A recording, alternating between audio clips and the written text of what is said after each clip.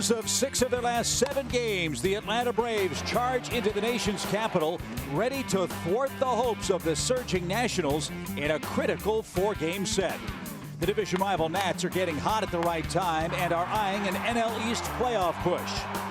The Braves will counter with a couple of young lefties in a huge day-night double dip. It's a beautiful day for baseball. Let's play 2.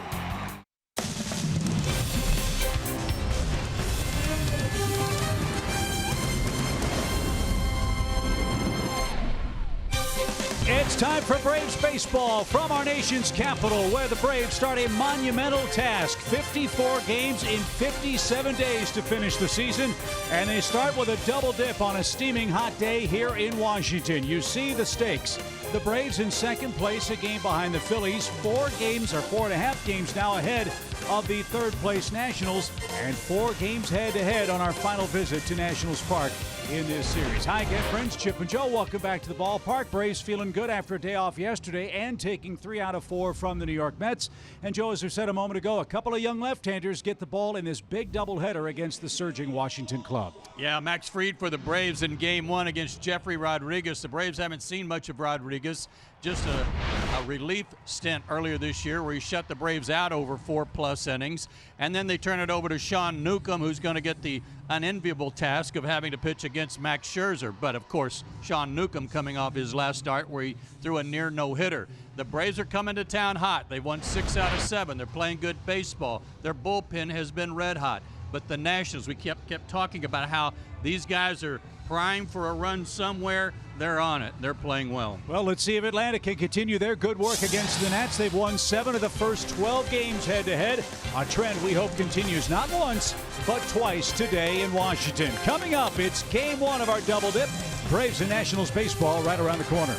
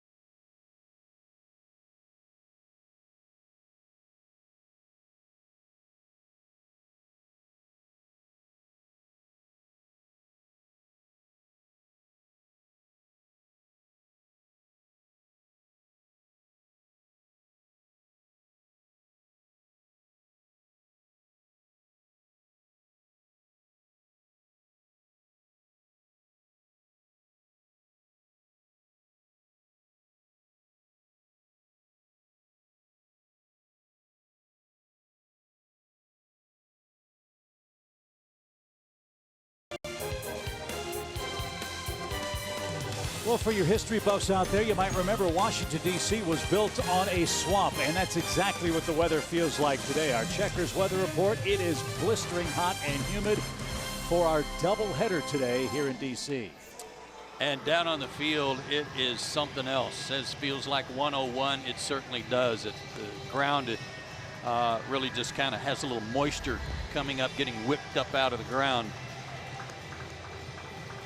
It's going to be a tough day for everybody. The Braves certainly enjoying their day off yesterday, getting ready for this. And our Toyota starting lineup for Game 1 has a different look. No Ronald Acuna Jr. for Game 1. Ender Inciarte will now lead off. Adam Duvall gets the start in left against Jeffrey Rodriguez. Pretty much standard every place else on the starting 9. And Jeffrey Rodriguez, Joe, as you said, a guy the Braves haven't seen much of, but what they saw in Atlanta was pretty darn impressive. Yeah, he pitched well against them, but no one else. He is 24 years old, 6'6", 230 out of the Dominican. throws in the mid-90s with a curveball and changeup, but his home numbers would tell you that he's really struggled here. Just 10 innings, but an 8.10 ERA, 2.43 ERA. He has not made a start since July 9th against Pittsburgh and got beat. But the Nationals are kind of backed into a corner. The guy that they wanted to pitch here, Fetty, is that how you say his Eric name? Fetty. Yeah, he's on the DL. The guy that would be next in line pitched Sunday in AAA, so they had to go to Rodriguez. He was like their third choice. And they've got Steven Strasburg hurt too, and Tommy Malone's going to pitch here in Game 3 of the series tomorrow night. So Rodriguez was the next man up. We'll see what the Braves can do with him in Game 1 today. Braves at 60-48 on the year, 1 game behind the Phillies, who lost in extra innings in Arizona last night. So Ender leads off. First time he's been in the leadoff spot for the Braves since July 14th. And the first of the day is right there. A strike, says Jordan Baker, and we are underway. Ender at 253 on the year, 7 homers, 40 knocked in. Broken bat, roller towards short. Turner's got it, and his throw to first on the money, 1 out.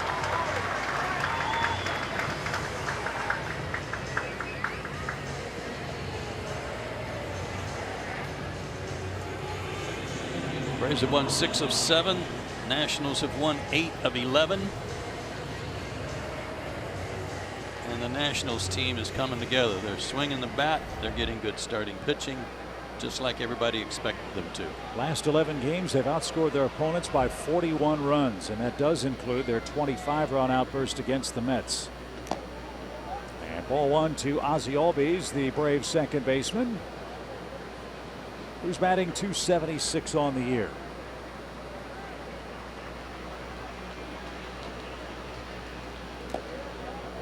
And that's under the chin, ball 2.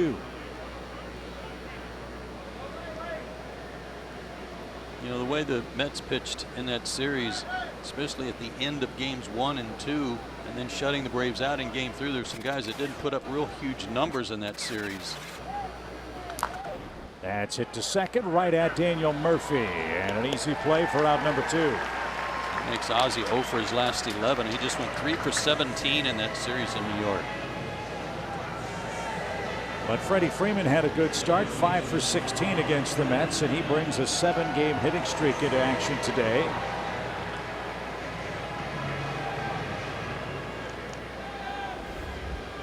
One of Freddie's 18 homers has come against the National staff. And Rodriguez turns it loose, and that's off the glove of Carter Kieboom, who's behind the plate. Ball 1.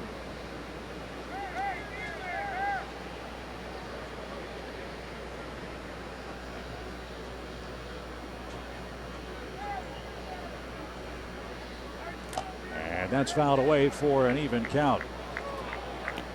Rodriguez throws hard, as I said, and a real short arm action, so it can get on you pretty quickly. And you mentioned his size, 6'6". He's a converted shortstop, the most inappropriately named position for Mr. Rodriguez.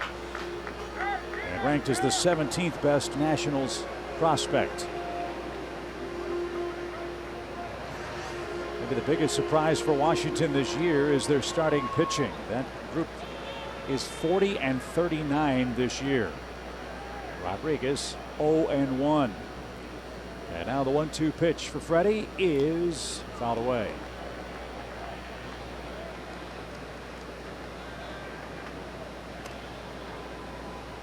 Day off came at a perfect time for the Braves yesterday. An emotional, heart-wrenching, thrilling victory against the Mets, and a day off ahead of the day-night doubleheader. And a little roller hit to the right side. Zimmerman's got it, and 3 ground ball outs gets Rodriguez out of the top of the first inning. So Atlanta fails to score in the first. Max Fried goes to work.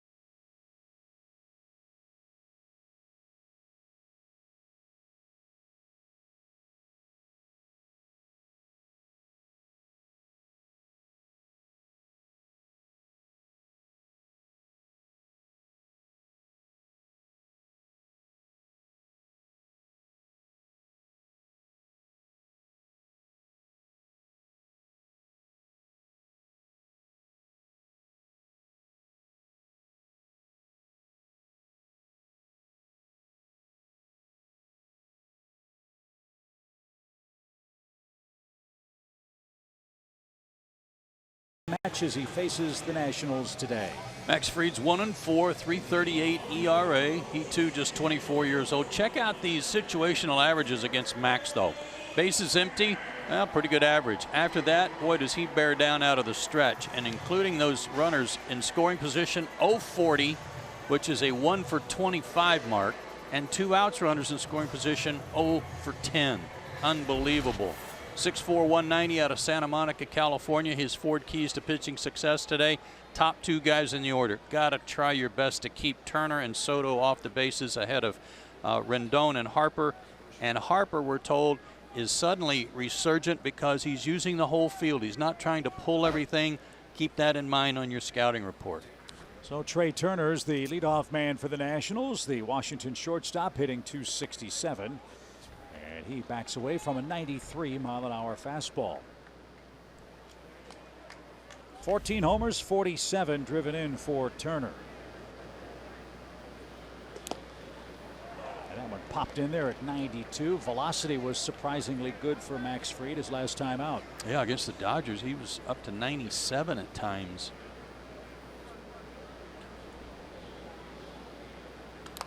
And he pitched a whale of a game against the Dodgers. 5 innings. He only gave up 2 hits and 1 run, and he lost.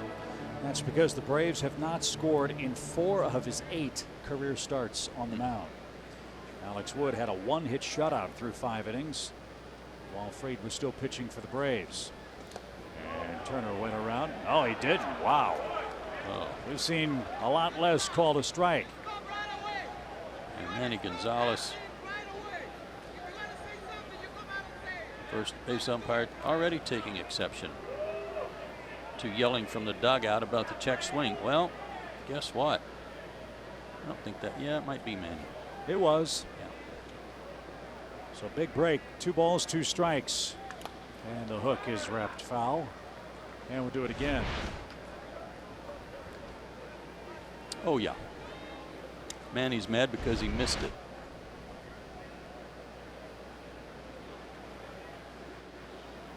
So a swing on the house for Trey Turner. 2 balls, 2 strikes. Pitch number 6 coming up for Max Fried on the day. Here it comes. Popped up. And that is headed back toward the club seats and into them. We'll do it again. Max has never faced the Washington Nationals before, so that will be to his advantage, one would think. First time through the order especially.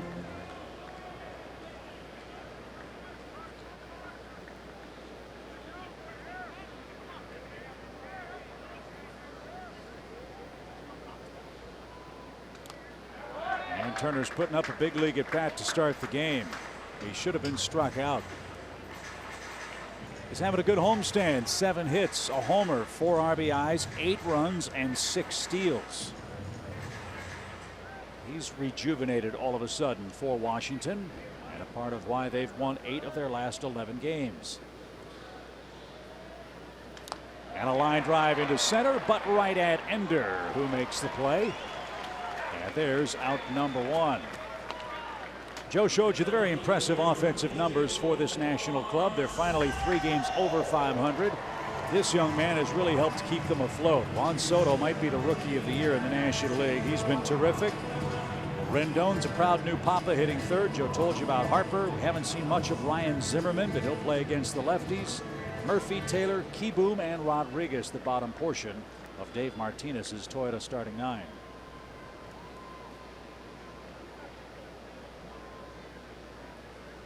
Soto hitting .310 with 13 homers. And what's automatically popped out when you look at his line is not the power numbers, but the patience numbers. Look at that on-base percentage. 46 walks, 49 strikeouts with damage. Very, very wide stance. Little, if any, stride. He just kind of picks his foot up to help him see the ball better. His general manager said he's never seen a young player with his knowledge of the strike zone at this stage. Fried pauses, now delivers, and a beautiful hook. It's 1-2. And for Mike Rizzo to say that, knowing that he had Bryce Harper as a teenager too, that's very, very high praise.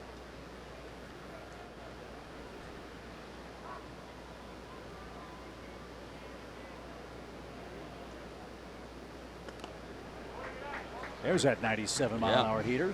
Cut it loose. It's 2-2. Anthony Rendon on deck. Trey Turner along at bat, lined out to center.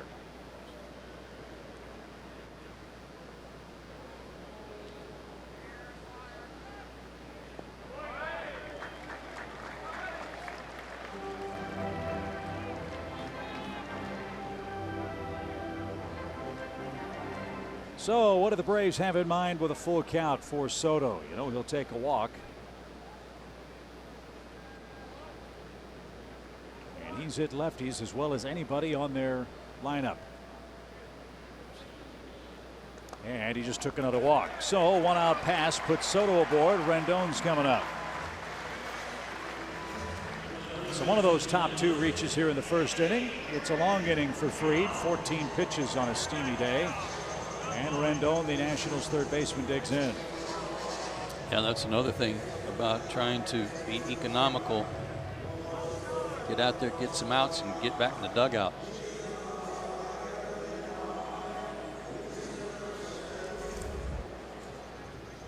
Rendon was 16 homers, 55 runs batted in.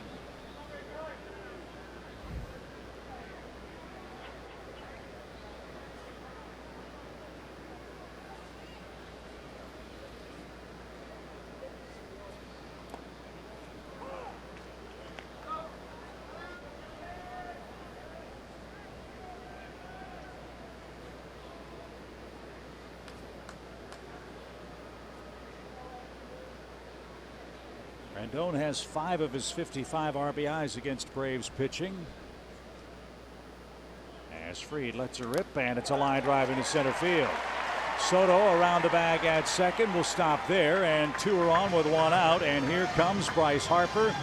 And this is how you don't want to face Harper, the way he's swinging the bat right now. 2 on and 1 out.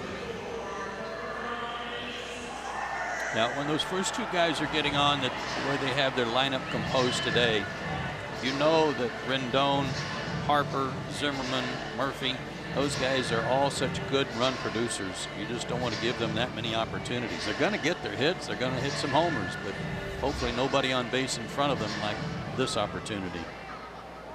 There are some who say the All-Star festivities really rejuvenated Bryce Harper. The adoration, the adulation, and of course the home run contest victory seems to have gotten him on track. He's got 2 on, 1 out, and he just took a strike. Since the All-Star break, 15 games, 12 runs and 14 RBIs. Off to a great start in August. A lot of walks mixed in there too to bump up that on-base percentage to almost 500. No balls and a strike. Well, I said it at the time on July 22nd when the Braves played here. Last time the Braves saw Max Scherzer, he beat Atlanta 6-2. Harper had a 2-hit, 2-run, 1 home run game. And I said at the time, it's a good thing we're leaving if he's going to get hot. Yeah. And he has.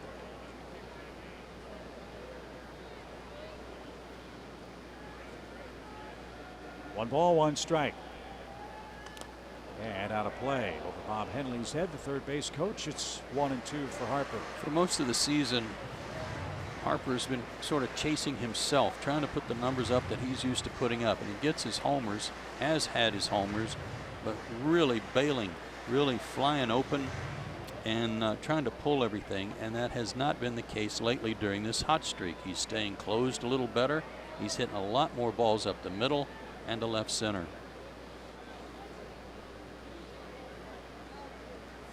Max is ahead of him, 1 ball and 2 strikes. And a good stop. That pitch not close enough to get Harper to chase it. Wise has struck out 118 times this year, but he's also walked 88 times this year. And it'll take Fried at least 21 pitches to get out of this first inning.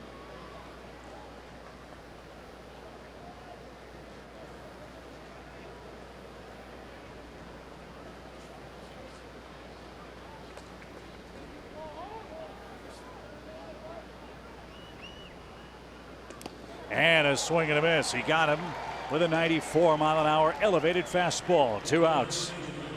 That's a big pitch. You know what I love about this? And he did elevate it, but he came back with a fastball, and you would expect a young pitcher with Bryce Harper up there and guys on base to say, okay, I'm going to have to trick him. I'm going to have to get him to swing in a pitch off the plate or something. Max went right after him with a fastball. Love it. And now Ryan Zimmerman is the batter. Zimmerman batting .225 on the year. Injury-plagued season for the Nationals' first baseman, who takes a strike. Zimmerman's had just 20 at-bats against the Braves this year and 3 hits.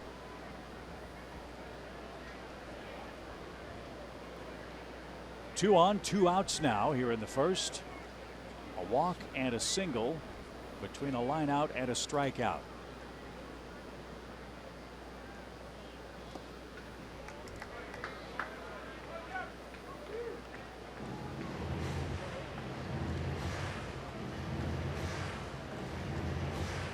I recall Max did pitch in that series against the Mets.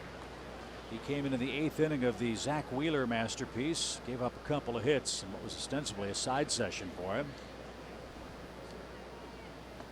And he fooled Zimmerman badly there. As Brian Snitker said, it was perfect. It was just enough work, just enough pitches out of the windup, out of the stretch to get him tuned up for this. And now he's a strike away from sending us to the second with no score.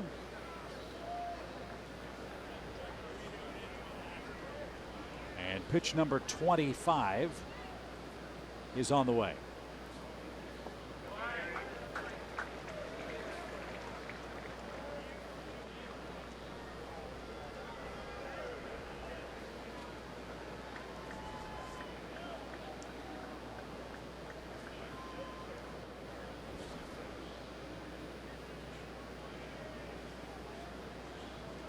Now the 2-2 is cut on and missed. Another fastball up. Harper and Zimmerman swung right through them, and Fried strands a pair in a long bottom of a scoreless first inning.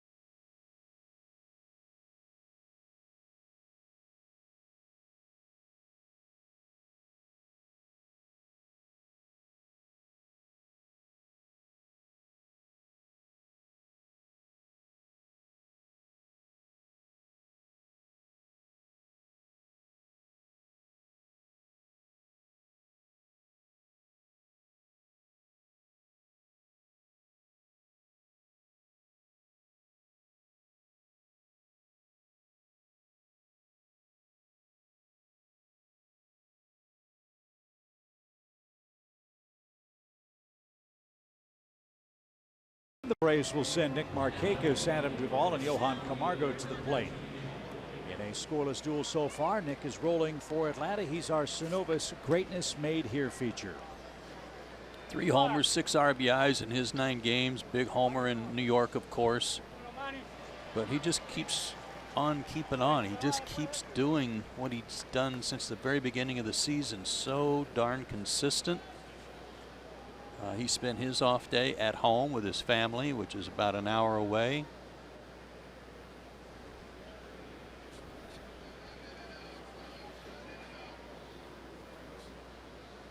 And now Jeffrey Rodriguez to work with his first of the inning, and it's off the plate, ball one. Well, to talk to your point about consistency, Markakis, after 108 games, has 43 multi-hit affairs. Nick has 133 hits this year. I mean, just as I've called him so many times, reliable. Yeah, it's a great name for him. And 11 of those hits have come against the Nationals this year, as he faces a 1-1 pitch. That's a good fastball. It's 95. Certainly got enough heat on it, but it's sneaky. It's coming out of his hand in a short arm action. Hard to gauge as a hitter. His major league debut came against the Braves on June 3rd after Jeremy Hellickson got hurt. And he just struck out Markakis, which not many have done this year. 4 up, 4 down for Rodriguez. And that's how the top of the second starts. He's had some rough outings after the relief appearance against the Braves. His most recent, July 9th at Pittsburgh. 5 innings, 8 hits, 6 runs, 4 walks.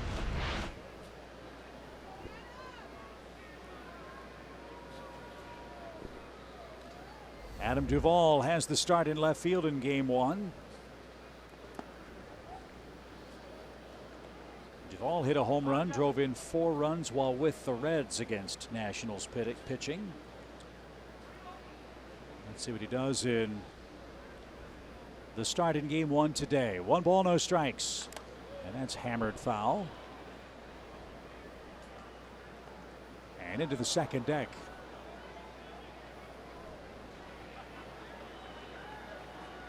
A little quick on a changeup. Rodriguez lucky that didn't go in the seats fair.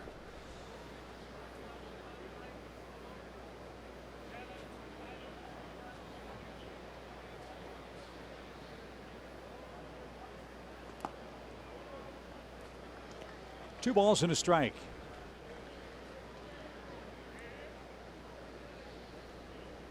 Braves trying to go 8-5 against the Nationals. A big reason why they are 34-17 in the division. Good work against the Nationals. Great work against the Mets. And that's going to have to continue, Joe, with this very, very difficult schedule for the Braves over the final 53 games after game 1 action. Well, the Phillies and the Nationals both have a lot of games left with the lower part of the division too. And they're going to have to take advantage of that. The difference is all of a sudden you run into the Mets and you get DeGrom, Syndergaard, Wheeler, and even that kid Oswalt. It's a tough series.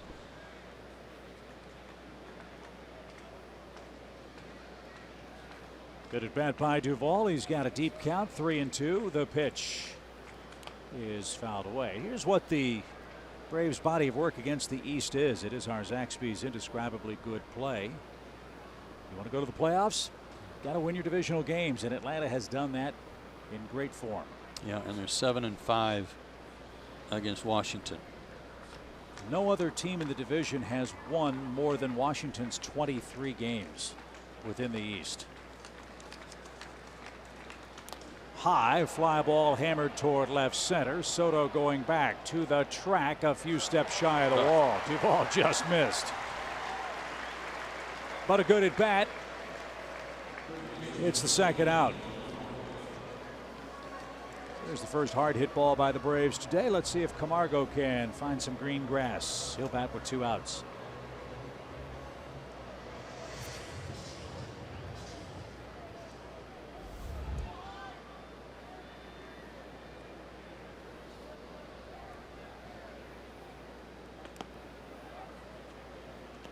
Johan, another one of those Braves. It's had, shall we say, a somewhat quiet road trip. 3 hits.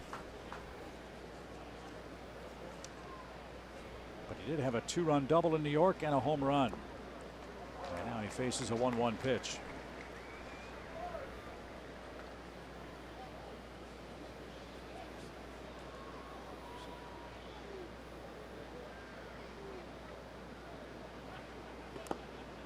Across the shoe tops, inside, ball 2.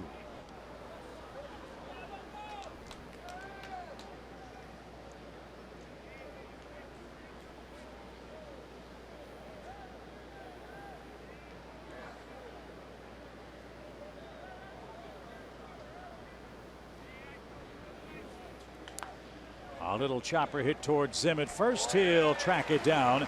And it's 3 up, 3 down again for Rodriguez. Daniel Murphy leads off, a scoreless second next.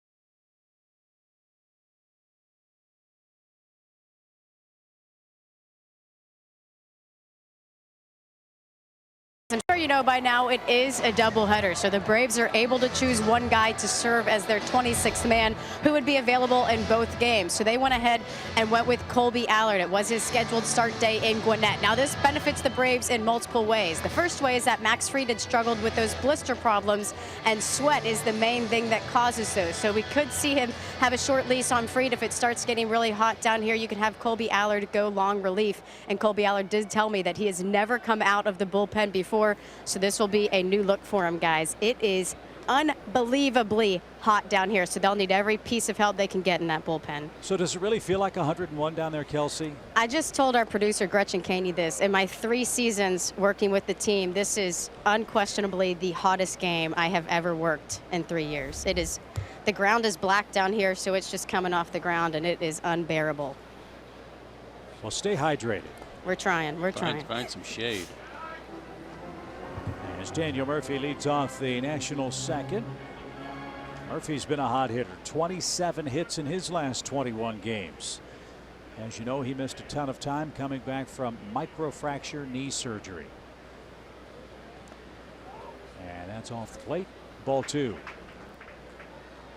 I mean, that's the other thing about the Nationals that has to scare you a bit if you're the Phillies or the Braves. They really haven't had their team together all year. And even now, when they're making this charge, they're still somewhat shorthanded, especially in the starting pitching side of things.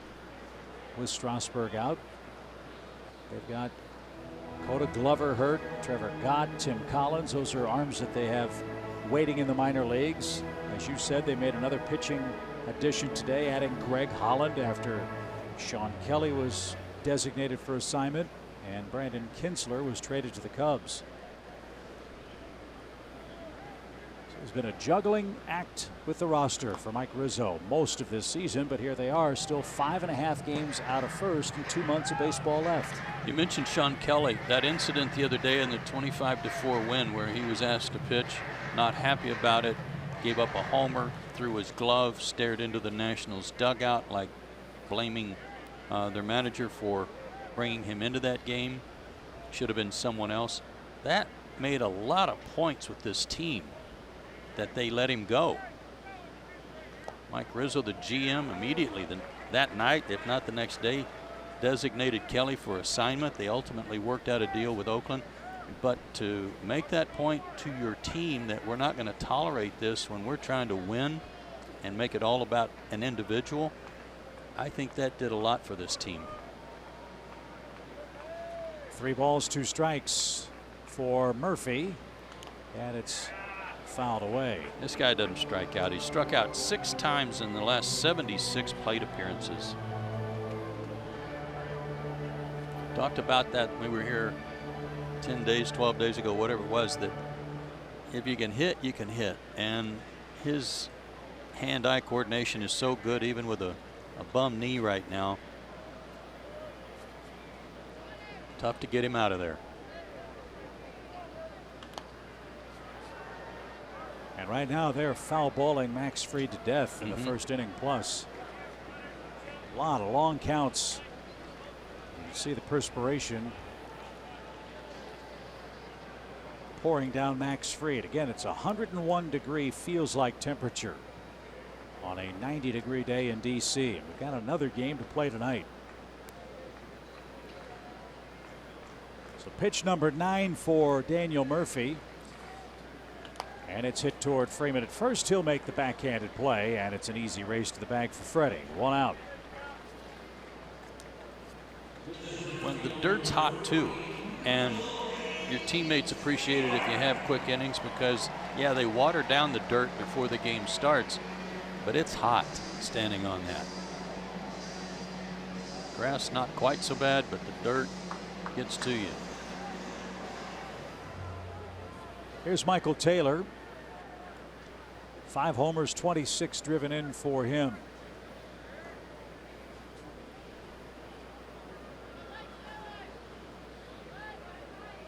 Taylor batting 7th for the Nationals today. Looks upstairs at ball 1.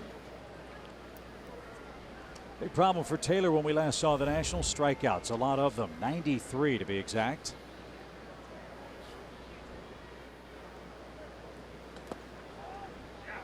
But he's also made a comeback.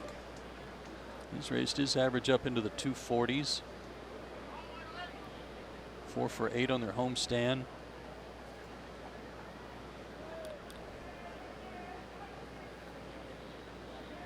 Much more consistent contact like that. That one's hammered toward right, but the park's going to hold it. Markakis is there for the second out.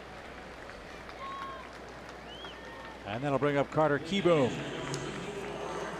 Kieboom will never forget his first look at the Atlanta Braves. His first big league RBI came against Atlanta on June 2nd back at SunTrust Park. Spencer Kieboom is the Nationals catcher. He's got hits in 11 of his last 20.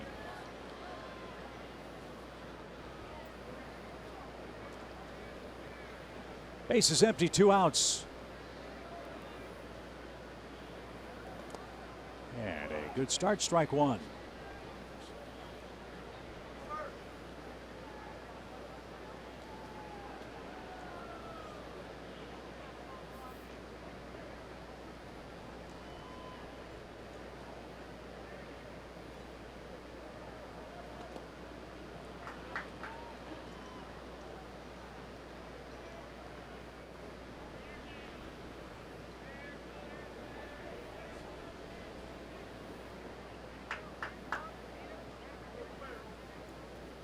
A lot of times you'll see the players sitting up on that bench right behind the railing in the dugout.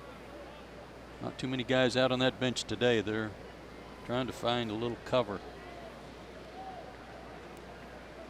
Can't say as I blame him. 1 ball, 1 strike. And up and away.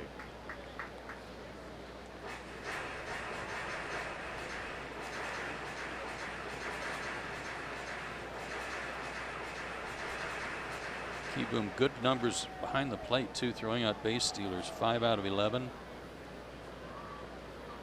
Very high percentage. Right back to the mound. It got Fried on the side. He grimaced as that ball made contact with him. We'll see if he's all right. That hit him flush. Line drive off the pitcher's body ends the second very painfully for Max Fried.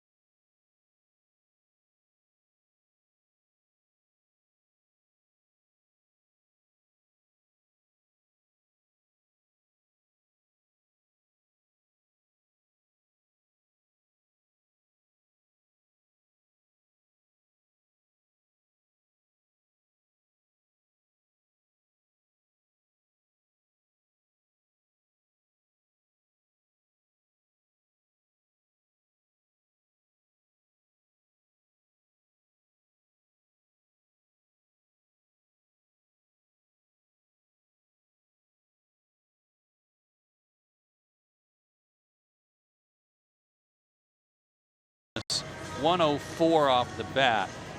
Stunned him, but he was able to recover, find the baseball, and throw out Kieboom. Was kind of hoping it missed arm and ribs and got the hit, but hard to tell. And in the aftermath, Colby Allard begins to loosen up. How about the presence of mind, if you will, to be hurt after the play? You could see, and I think you called it exactly, he was stunned. As were we all. 104-mile-an-hour rocket off the bat of Spencer Kieboom. As the Braves bullpen busy as Atlanta tends to Max Fried in the tunnel. He's due up third. So it's 6 up, 6 down for Jeffrey Rodriguez. Scoreless game. I think Tyler Flowers is telling Kieboom where that ball got Max. And Flowers hitting .230 stands in. He's 2 for 10 at the plate against the Nationals this year.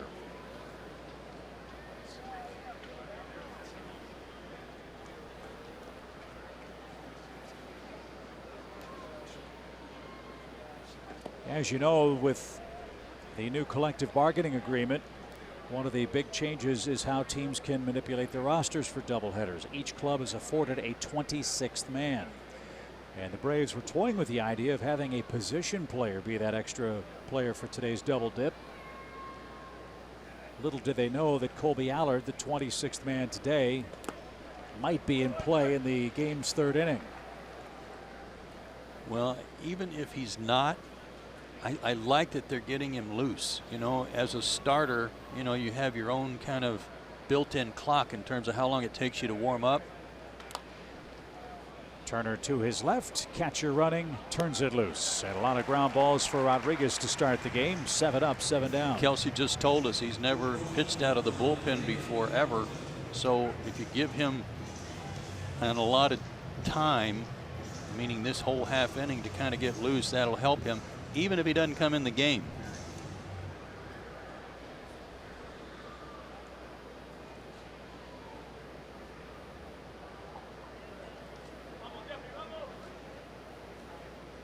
So Kevin Gossman's going to come out to the on deck circle, not Max Fried. And that stands to reason. Early in the game, scoreless. Don't want to burn one of your pinch hitters in this spot. If you have to take Max out of the game, go ahead and use a pitcher, concede the out, and then bat Allard ninth and take your chances the rest of the way. That is if Fried is unable to continue.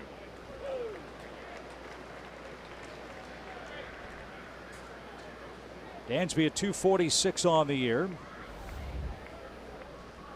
He faced Rodriguez once back in Atlanta and was retired, so he's 0 for 1 against him. And he's quickly behind 0-2. And a slider takes care of him. He's got a good breaking ball today. And it's 8 up, 8 down for Rodriguez.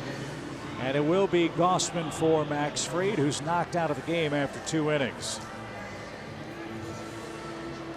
I don't know where it hit him. The fact that he was able to have the presence of mind and pick the ball up and throw it accurately kind of leads me to believe it didn't hit his arm, but we don't know. So welcome to the National League, Kevin. He was joking with Kelsey the other day about, well, these double switch things I don't get, because don't get to do that in the American League, and don't get to pinch hit too often either, if at all. He made his debut the other day against the Mets and pitched pretty well. Over 5+ innings, he scattered 6 hits, gave up 3 runs. In the game, Zach Wheeler beat the Braves 3-0. That's bounced foul. Well, here's another consideration. He's been over there watching the game. You know he didn't get in the cage today, and all of a sudden you send him up there cold, and you're telling him, hey, just take the at bat. Don't hurt yourself.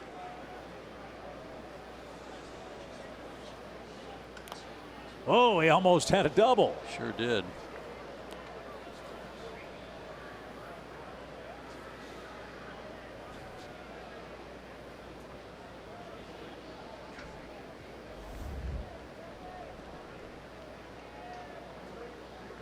Rendon's looking over at Turner like, wow, that was close. And he's worked the count even. 2 balls, 2 strikes. In that game at Atlanta on June 3rd, when Rodriguez made his debut, 4 2/3 innings of 4-hit shutout ball against the Braves. 2 walks, 3 strikeouts. Braves won that game on a Charlie Culberson walk-off in the 9th. And this is an excellent at bat by Gossman. Deep count, buying some more time for Allard to get a few more warm-up pitches, as he's going to come on for Max Fried, who left after 2. And now the payoff. He just walked him. That's amazing. It is. So Rodriguez breezes through the first 8 guys. Then he's got a pinch hitting pitcher, and he walks him and missed quite badly for ball 4. That's the first Braves base runner. Oh, it should have hit him? That's what the press box just said. Maybe it clipped him on the way by. I didn't see that. I didn't either. Well, either way, Braves have a runner aboard for Ender, who grounded out to short. Braves do a lot of scoring with 2 outs. Let's see if a mistake can be cashed in here. A slider strike. Did not hit him. It went off the glove.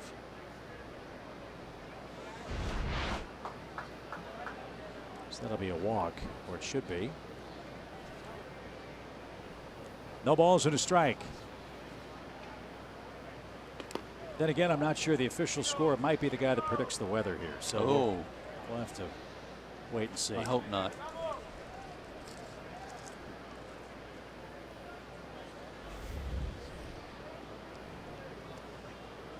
One ball, 1 strike, no score. We're in the 3rd inning, game 1.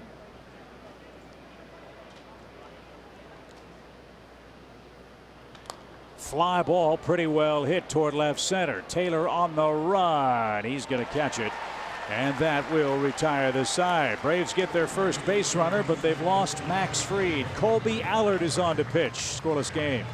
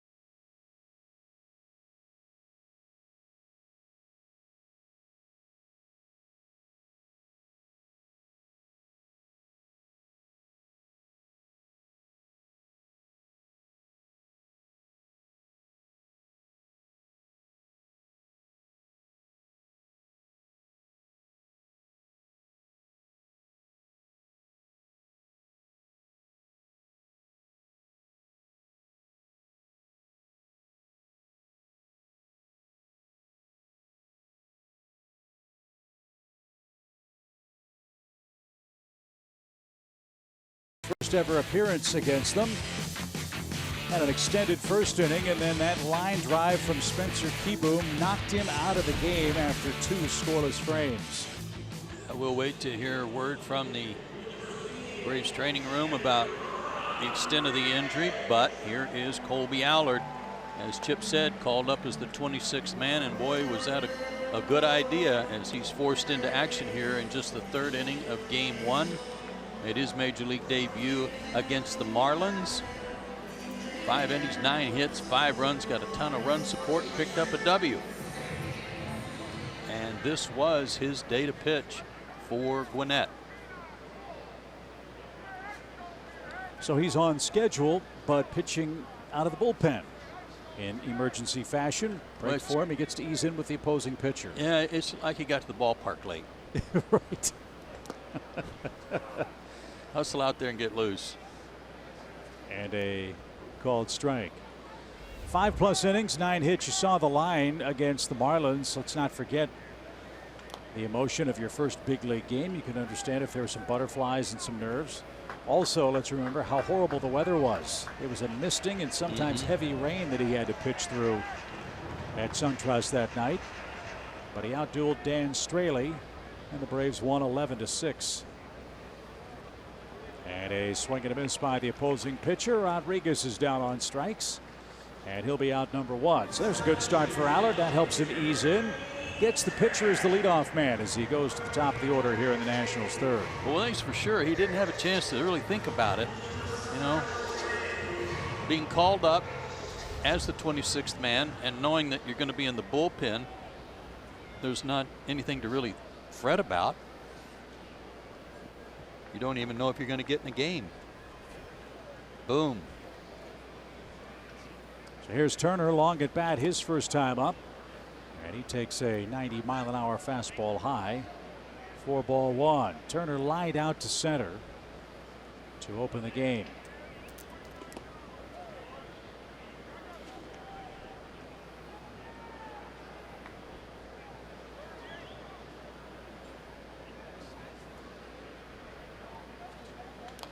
This has the makings of a real good story today. You know, a guy who really wouldn't be here were it not for the doubleheader, forced into action, and he could really do his team a good turn here with this.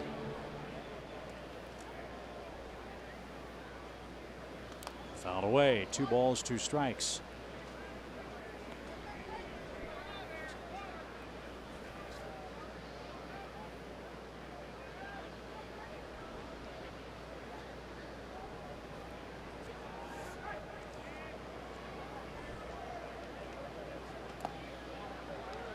Turner, another deep count.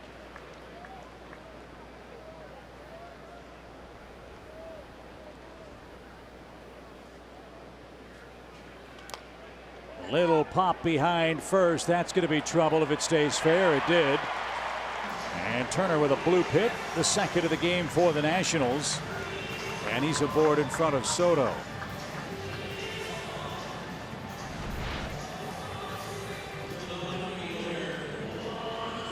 Fought it off. Good pitch. Got nothing on the swing. Just dumped it in there. Hope will have to hold him close. Turner leads all of baseball with 30 steals. And has been conscious 7 times. So keep an eye on him in a scoreless game. Here's Soto. He was walked in the 1st inning. The 47th walk for the Nationals left fielder.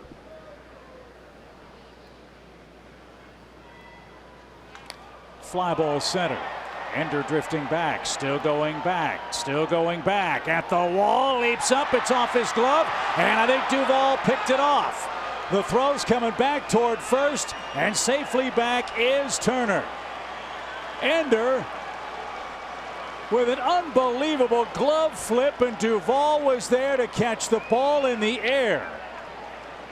The third base umpire, Vic Carapaza, signaled safe. I don't know if he was signaling safe like it wasn't a homer or if it wasn't caught.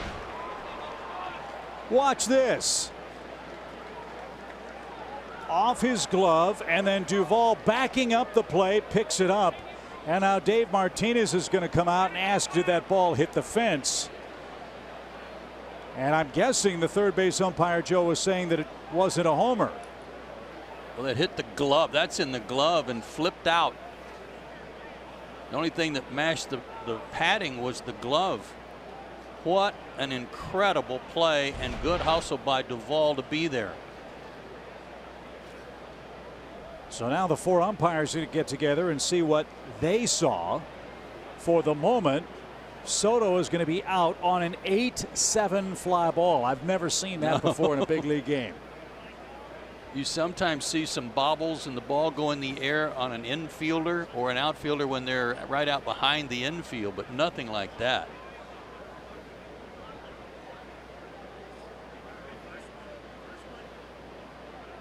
So now they're going to ask Dave Martinez if he wants a review. And apparently there'll either be a required review or a crew chief review, as the umpires are telling Brian Snitker what's going on here. The force of the ball carried Ender's glove to the wall. And the force of the ball and the glove trampolined off the wall into the air, and Duvall caught it, and then his throw back to first was late trying to double up Turner. When I saw Vic Carapazza give a safe sign, I was hoping somebody would take the throw and step on second base for a force out of Turner at the very least, in case they overturn this. But are they going to appeal it or not?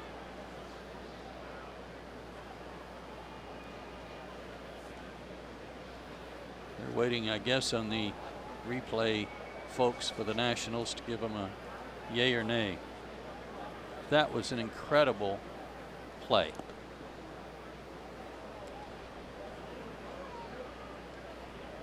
What a good job by Duvall to not be a spectator and to be there.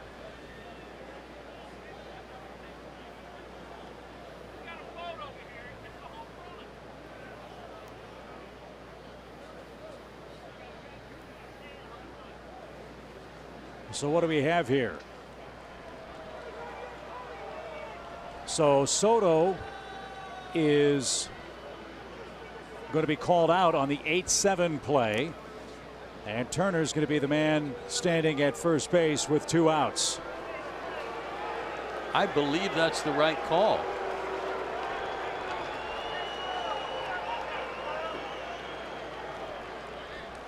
I've never seen that before. An absolutely phenomenal play. Glove. I think trampoline is a good word. Gets flipped out of his glove when he hits the wall. Great play by Ender. And Duvall made the catch.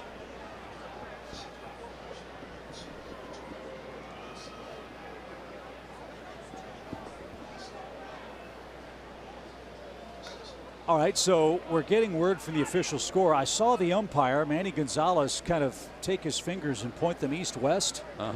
What they're saying is that Soto is going to be credited with a single, but he passed Turner on the base paths, and he's going to be called out as a result. And so Turner is back at first base because Soto passed him on the base paths. So it wasn't a catch, right? There, he's past him because the third base umpire said the ball was off the wall and was called safe. Okay. Either way, it works out for Atlanta. It winds up being the same situation. Just turns it into a hit instead of an out, but just a great play. So it's officially a single. Soto's out 3 unassisted as he passed the base runner. And a pop up right side is headed for the stands and out of play. I mean, neither manager challenged the call. Neither the manager in the Braves dugout or Davey Martinez asked the umpires to look at review to see if a legal catch was made, which is somewhat surprising because the ball was 200 feet away from Carapazza, who made the safe call at third base. But it all worked out for Atlanta. crazy sequence. No balls and a strike. And somebody in the Nationals dugout is yelling balk every time Allard makes a throw to first base.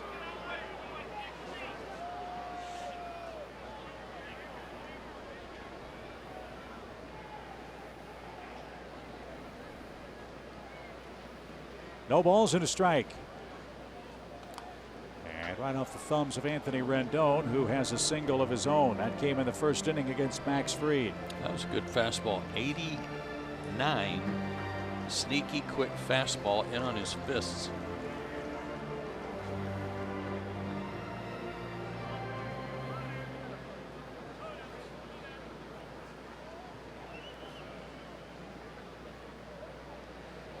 So it's 0-2 to the Nationals' third baseman. And wasted up and away. It's 1-2.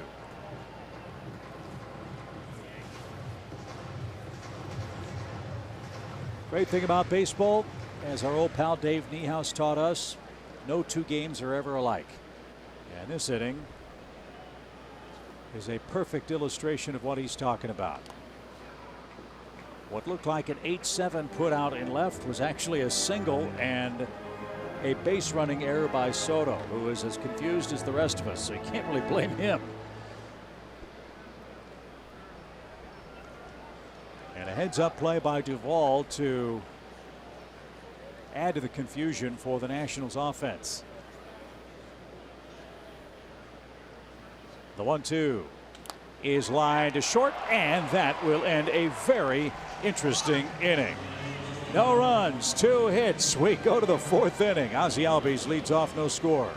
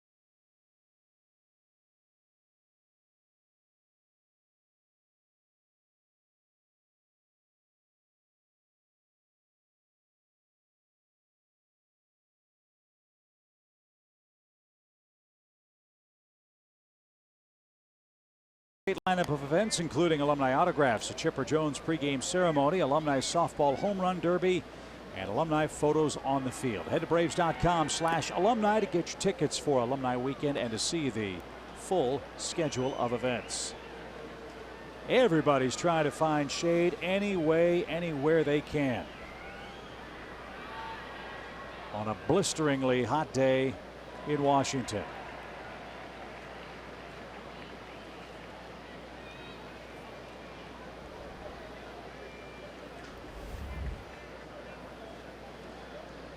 Ozzie Albies, Freddie Freeman, and Nick Markakis go to work in the 4th inning. No score. Atlanta looking for its first hit against Jeffrey Rodriguez. And he has had A+ stuff in his first time through the order. I want to go back to the ball that Soto hit. Yeah. That ball carried a long way. I thought he popped it up. I mean, we're up here in the stratosphere. It's kind of hard to judge, but I didn't think he hit it that well. We were here last year around this time, if I remember. We played a 3-game series, and this place played like a tiny airport. Remember, balls were flying out of here like balls in a lottery hopper. Nothing across yet, though. As that's high to Ozzie. Ball 1, strike 2 to the Braves second baseman.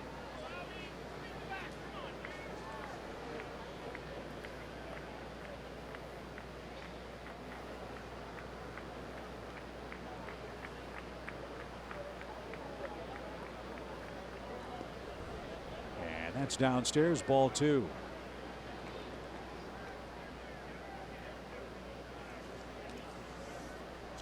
Rodriguez came into action, allowing 9 earned runs and 10 innings pitched on his home mound. He's given up 1 base runner to the Braves through 3 innings today. Let's see if Ozzie can change that. High fly ball to left. And Soto is under that for the first out. 1 away for Freddie Freeman. He bounced out to Zimmerman. That ended the Braves' first inning.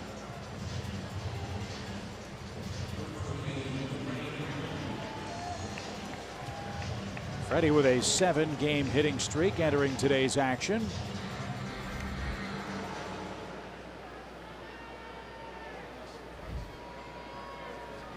.133 hits for the Braves All-Star first baseman. And number 134 is a missile hit toward left center. Taylor cuts it off, and there's the first Atlanta hit of the game. Well, Taylor really had to hustle to keep that from going all the way to the wall. They've had a couple of concerts here back to back, and the grass out in center field from left center to right center shows the aftermath of those concerts.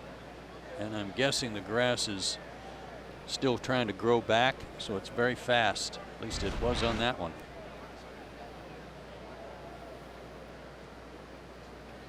So a start for the Braves with 1 out. Freddie at first. Markakis struck out his first time. And that's down and in, ball 1. Braves were slow starters yesterday. It wasn't until Tehran hit a home run with 2 out in the 5th inning that they had anything going.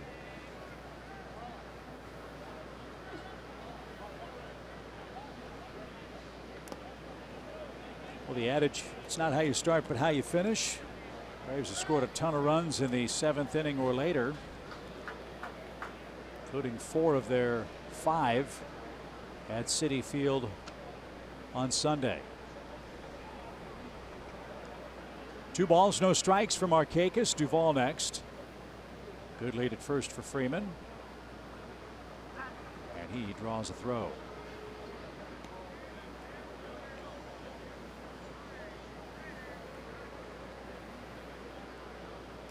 Nationals went through a brutal June and July. They were 20-30 over that 50-game period.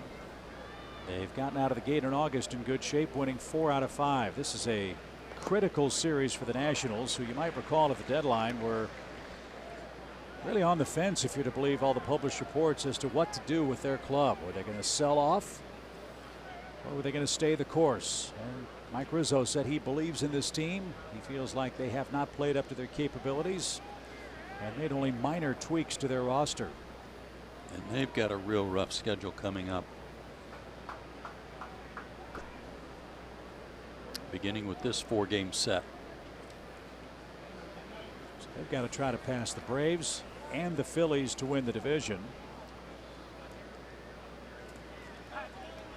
And as far as the wild card's concerned, the Nationals would have to pass Colorado, the Dodgers, and the Braves to take one of the 2 National League wild card spots. Won't be easy, but 50 some odd games left, and the Nationals have been there, as you know. After this series, they go to Chicago for 3. They go to St. Louis for 4. Come home with Miami and Philadelphia. They've got 6 games with the Phillies, home and road, right at the end of the month. And then have Milwaukee, St. Louis, and Chicago again. 2 balls, 1 strike. Line toward left. Soto on the run. Won't get it. He plays it on a short hop. If he doesn't catch that ball, that's up against the fence, and the Braves might be in business. So Freeman and Markakis with back-to-back singles.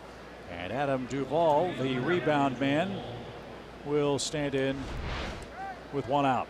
We saw Soto make an attempt on a ball like this the last time we were here, and he didn't come up with it cleanly.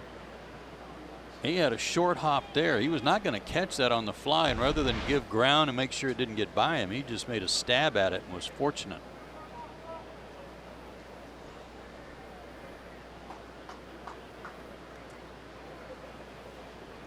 So Adam Duvall, who leads the National League in rebounding, will try to put the Braves in front here in the fourth inning. He flied out to left in the second inning, so he's 0 for 1. The pitch jumped all over the first one, and it's out of play, a strike. It's clouding up. I hope they don't bring the tarp out. Oh boy. Well, I've got my umbrella just in case we need it. But that cloud cover, welcome relief for the players and fans.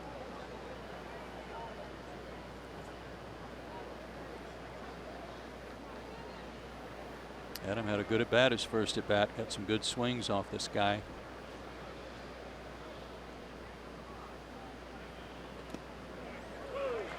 He and Kevin Seitzer looked at some video trying to compare 16 and 17 to his numbers in 18. And the one thing they looked at was Kevin noticed that it looked like he was all tied up in his shoulders, that they were real tight because he was trying to hold the bat higher. And when they just in batting practice in the cage, they lowered his hands a little bit and his both shoulders relaxed. A slider has been a plus pitch for Rodriguez today. That's his third strikeout. And the Braves' fate in the fourth rests in the hands of Johan Camargo. 2 outs. Hopefully the adjustment and the look at that video will pay some dividends for Adam going forward.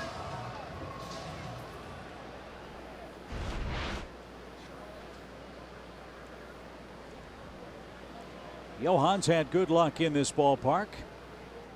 He's 0 for 1 so far today. Team leader in RBIs since the 1st of June with 34. Braves would love a 2-out hit right here as Rodriguez with a blazing fastball gets ahead.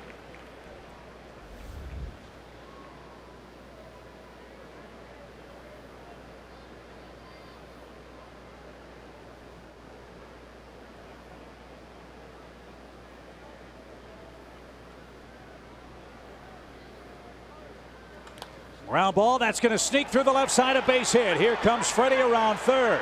Soto loads up. His throw to the plate is late. It's 1-0 Atlanta. Johan Camargo comes through with a 2-out opposite field hit.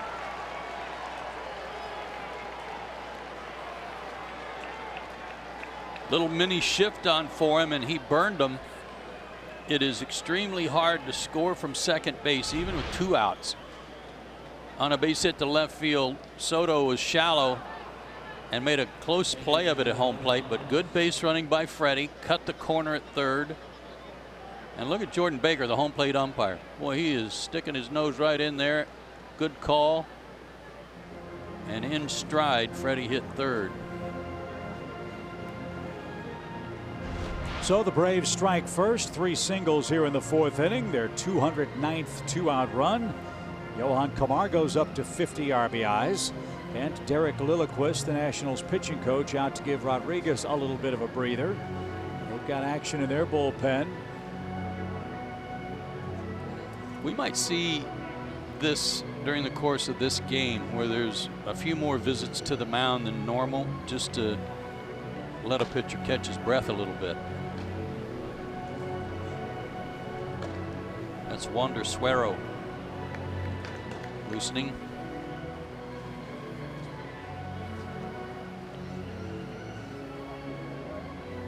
So the Braves break through the second time through the order against Rodriguez.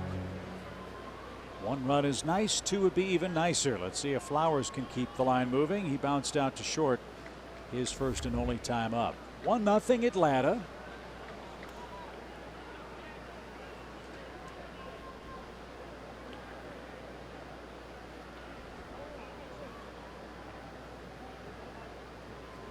Markakis the lead runner. Camargo at first, and a shot to right That'll chase Harper back a few steps, and he's there to make the play. And that's the inning. 1 run, 3 hits. Camargo's RBI single gives the Braves their first lead of the day.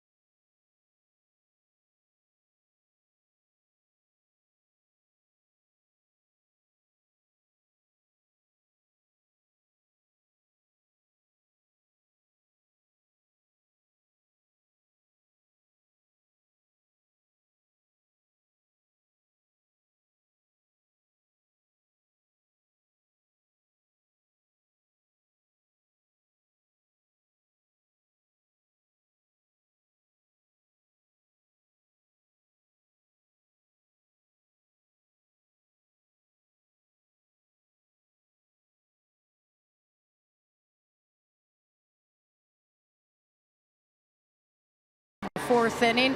And as you know, Ronald Acuna with the day off for the Braves today. Now, Brian Snitker told me right before the game there is nothing wrong with Acuna, but he said Ender Inciarte is already sitting out versus left-handed pitchers, and he's looking really good right now. And he also said for Adam Duvall, who's getting the start in left, he said, I feel like we're sitting on Adam Duvall. He feels that he's too valuable to not play him, so he wanted to get him in there. But Chip and Joe, everybody's fine. Acuna is available off the bench, and we can't expect him to see him starting in game 2. No, exactly, Kelsey, and I agree 100%. You know, you got to get Duvall in there, keep him sharp for those starts against left-handed starting pitchers. Today was a good opportunity to do that. We might see Acuna near the end of the game as a defensive replacement or a pinch runner, something of that nature. So Colby Allard has been staked to a 1-0 lead. Bryce Harper is the Nationals hitter. Harper struck out his first time up. This is a huge series for both of these clubs. Chance for the Braves to really make things tough on the Nationals. And I don't want to say it's desperate times for Washington, but as I mentioned, all the clubs they have to pass, they have got to put together an extended run of 8 out of 11 if they want to zoom to the top of the division race. And Harper just unloaded a no-doubter home run to tie it up. His 27th of the year. It was a missile to right. It sure was.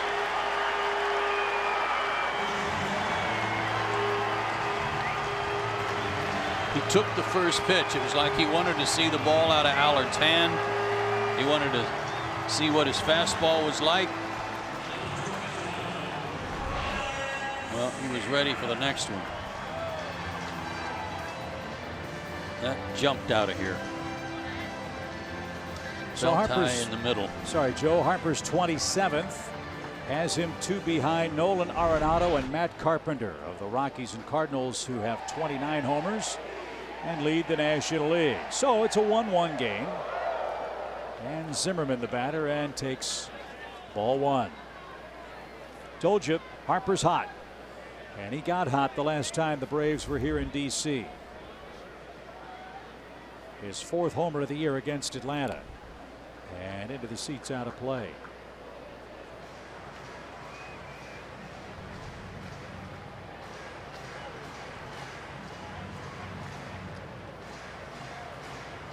Harper's 4th home run against the Braves this year.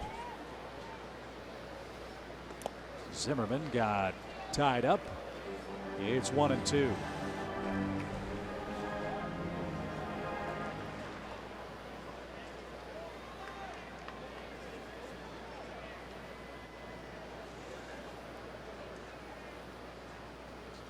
A lot of folks wonder what will happen with Bryce Harper at the end of the season. He's a free agent, as you all know.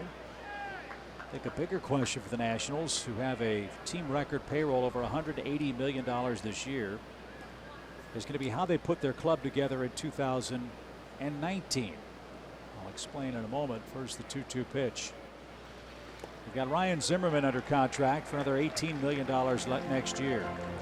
If you add Strasburg, Zimmerman, Adam Eaton, and Max Scherzer's contract totals together, that's 4 players making over $100 million for the Nationals next year. That's before they even think about keeping Bryce Harper.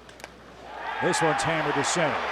Deepest part of the park, and that one deep into the batter's eye. Back-to-back homers.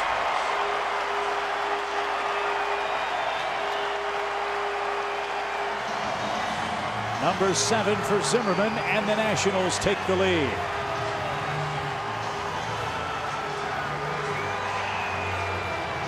Ryan Zimmerman's one of the guys that's had a little trouble since he came back of getting his timing together. He's got so many moving parts, that high leg kick.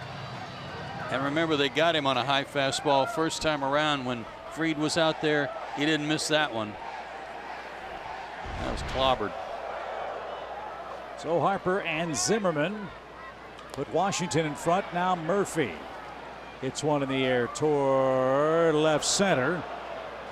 Duvall and Inciarte were both calling for it. Adams the guy that makes the catch, and there's the first out.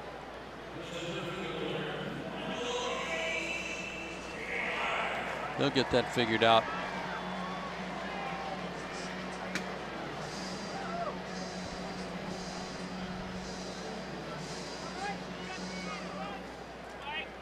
Michael Taylor's the batter. He flied out his first time. 2-1 Washington. We're in the 4th. Another high fly ball. Ender going back. Still going to the edge of the track. And the Nationals in this 4th inning, Joe, are lifting and separating. 2 outs after the 2 solo homers. Big swings.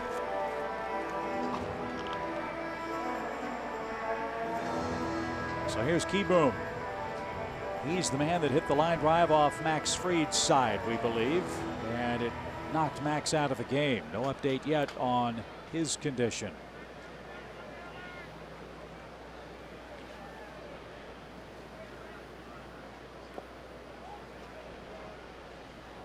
You'd love to get the Nationals catcher here and start with the pitcher in the bottom of the 5th.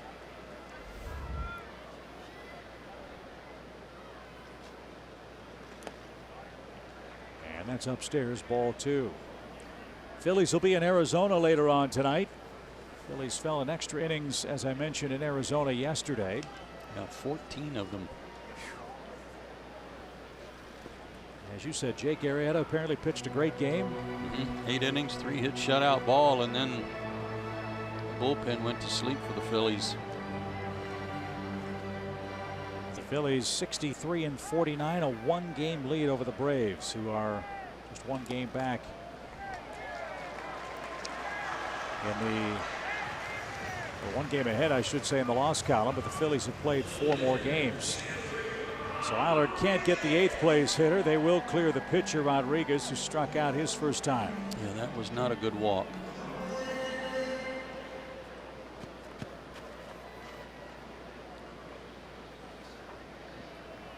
Two runs, 5 hits for Washington, a run on 3 hits for the Braves, and a strike.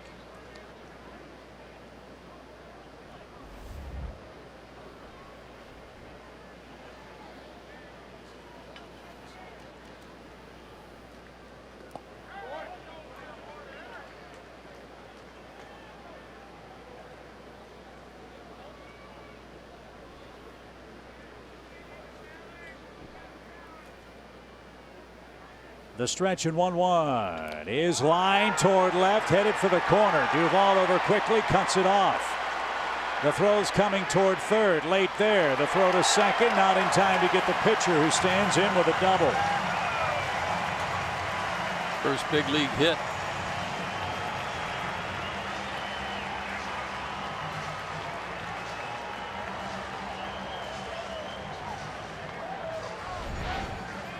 Is this a breaking ball? Yep. Hung up there for Rodriguez to pick on. Nice play by Duvall to cut it off. He's a Gold Glove finalist the last couple of years with Cincinnati. And he was able to keep Boom at third base. But now the top of the order's coming up, and Turner, a long meeting with Chuck Hernandez here. Braves are already on their second pitcher of this game due to injury, and your other fear is you don't want to burn your bullpen out in game one of a doubleheader. Something pretty cool there by Vic Carapazza. After the play was called, Camargo rolled the ball down to the ball girl down the left field line. After they figured out that was Rodriguez's first hit, the umpire went down there and got the ball from her. So second and third, 2 outs. All this after the walk to the 8th place hitter. And Turner takes a strike. He's 1 for 2.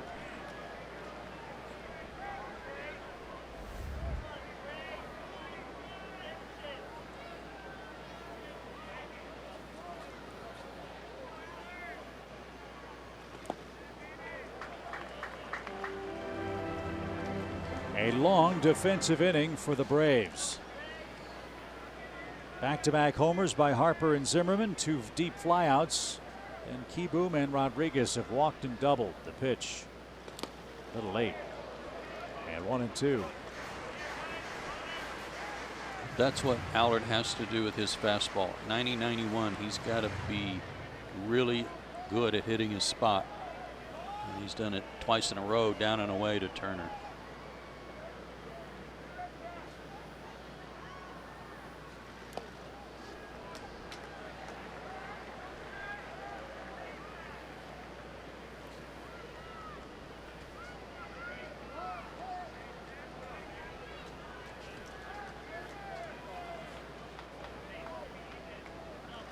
Two balls, 2 strikes. Pretty good change up there, but he didn't get a swing. And Soto waiting. I would say on deck, but he's almost right behind home plate. Getting an excellent look at Allard. And the 3-2 is out of play, foul.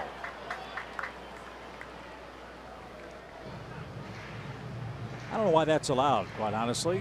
It shouldn't be. You'd hope that somebody in the Braves dugout would notice it.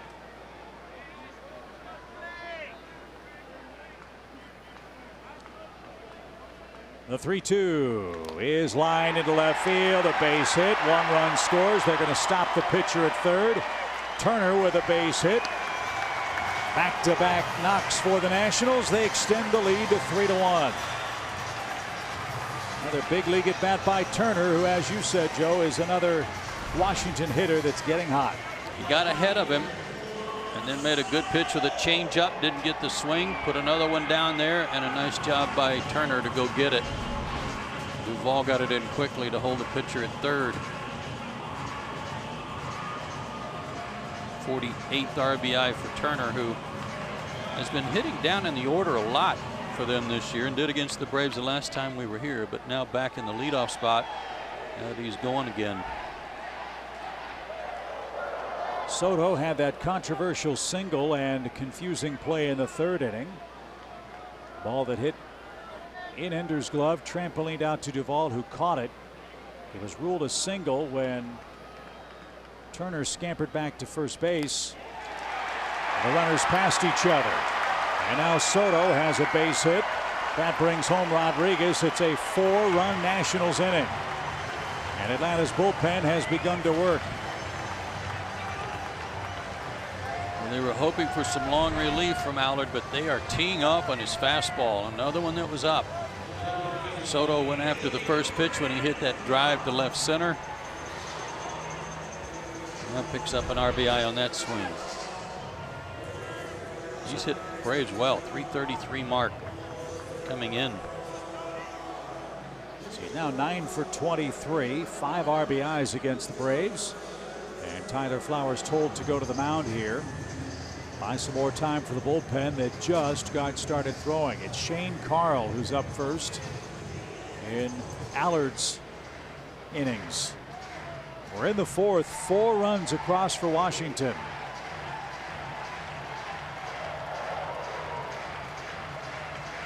And you see the pitch count for Allard. 26 this inning alone, and all of his trouble after a 2-out walk to the catcher.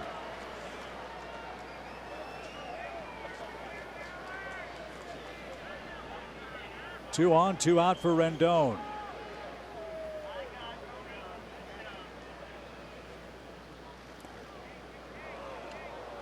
Yeah, the walk to the catcher with 2 out, and then the hanging curve to the pitcher. Not sure Rendon liked that call, but he's the 9th man to hit in the inning. A frame that started with a Bryce Harper home run. About 15 rows up into the bleachers and right. And this one's popped up shallow right. And Markakis is there, and that's going to stop the bleeding. Washington sends 9 to the plate, 4 score, and they have their first lead. We go to the 5th, 4-1.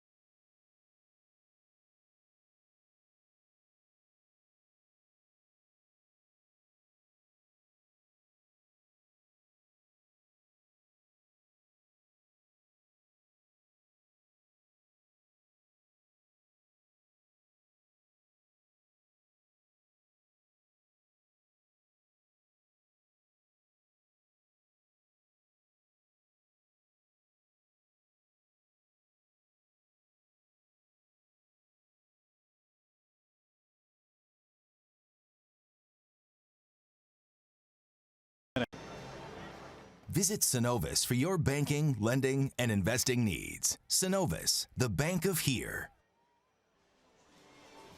There's one of the other villains. Zimmerman and Harper went back-to-back to lead off the 4th inning. Kieboom a walk, Rodriguez a double, Turner and Soto run-scoring singles. And Nationals have a 4-1 lead in Game 1 as we head to the 5th inning. Jeffrey Rodriguez has to get through this 5th with the lead to qualify for the win. Our 5th inning is brought to you by Audi Q5.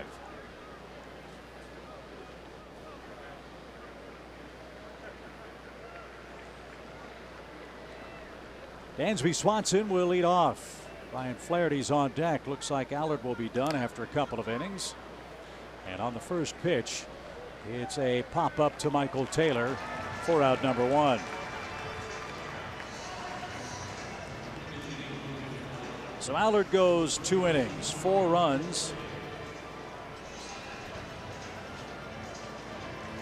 7 hits, a walk, which was crucial, 1 strikeout, and the 2 homers. Obviously, they were hoping for more. In his first ever relief appearance.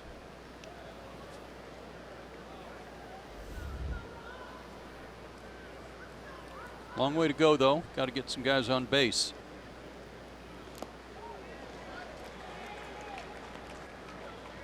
Rodriguez Rodriguez made some mistakes last inning after he was working out of the stretch. Johnny Venters next up. Braves have a long list of left-handers today.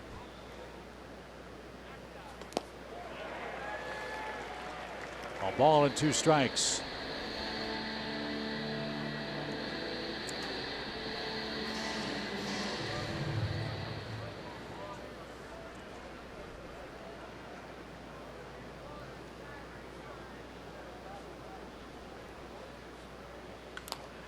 Turner at short had his man played perfectly, and his throw on the money, 2 outs. Had a good hop too.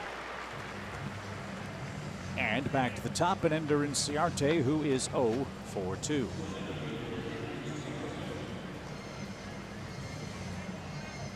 Rodriguez was in Double-A for a time this year. He was 5-3 with a 3.31 ERA.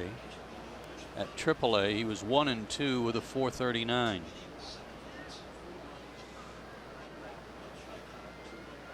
Got a 6.86 ERA, but against the Braves, he hasn't given up much of anything.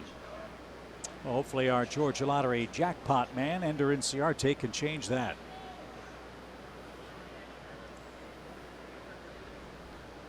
Really good work since the All-Star break for Ender. But he's going to ground out to second. It's an easy inning in the 5th for Rodriguez, who looks like a young Max Scherzer, the way he's dealing against Atlanta. It's 4-1.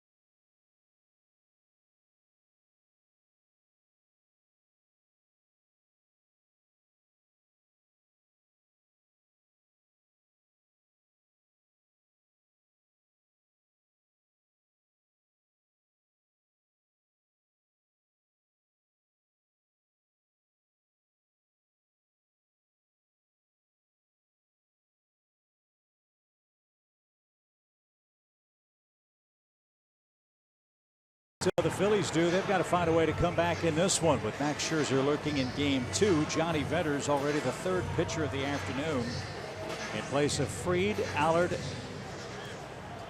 and now it's Johnny Venters. We're told Max Fried left the game with a left groin strain. That's what was just released by Jonathan Kerber, the Braves media relations person on this road trip. So that's the official word for Max Fried. Bryce Harper leads off against Venters, a long homer his last time up. It was a no doubt about it blast, and in keeping with what we were told Harper's been doing of late. Johnny Venters worked in 2 of the games in New York. Day off yesterday. He rarely throws multiple innings anymore, so we'll see if he gets through this, if he breezes through this inning, if there's an effort for him to work a little more. 1 ball, 2 strikes for Harper. 27 home runs for the Nationals right fielder, 69 RBIs now. His 4th homer since the All-Star break. And his 13th run scored. Broken bat, that's going to stay fair. Freeman's got it. And Harper's retired for the first out. Good start for Johnny Venters. Nationals getting a good start from Ryan Zimmerman today. He homered as well. It's our StatCast AI powered by AWS. High fastball. Boomed out of here. 443 feet.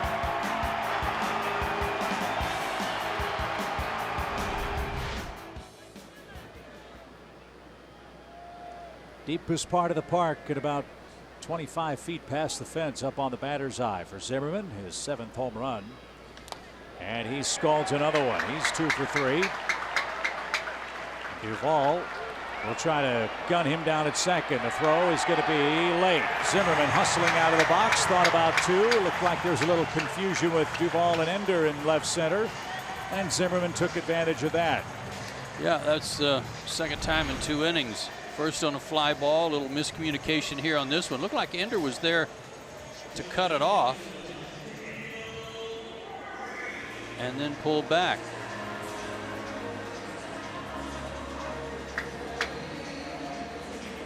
And let Adam take it, and that gave Zimmerman a little extra time to get there. So Zimmerman's been wearing out left-handed pitching. He's done that to the Braves today, and Murphy's the batter, 0 for 2.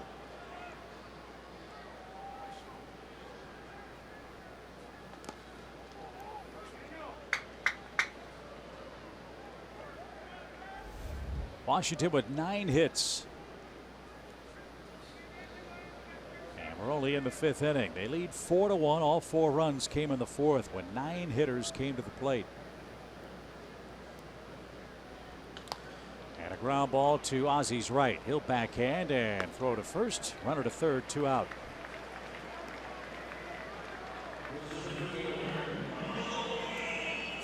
Michael Taylor's flied out twice. Nationals pen is busy. Matt Grace is getting warm. That should take about 3 pitches. On a 101-degree feels like day downstairs.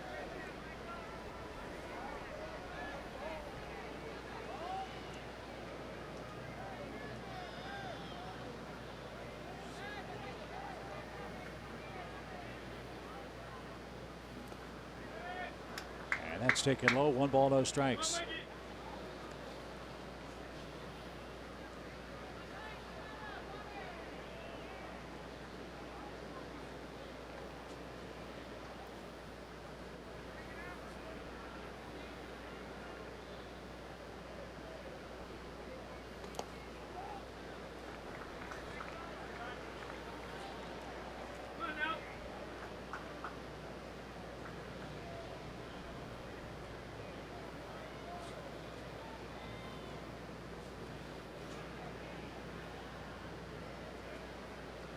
Two balls, no strikes.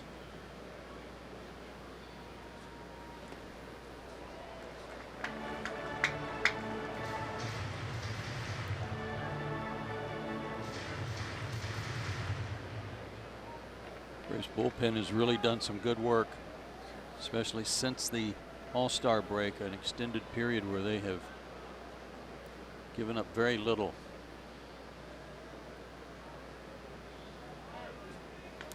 High chopper hit toward Dansby. Got a big hop, got rid of it quickly, and that will retire the side. Zimmerman's doubles wasted by the Nationals.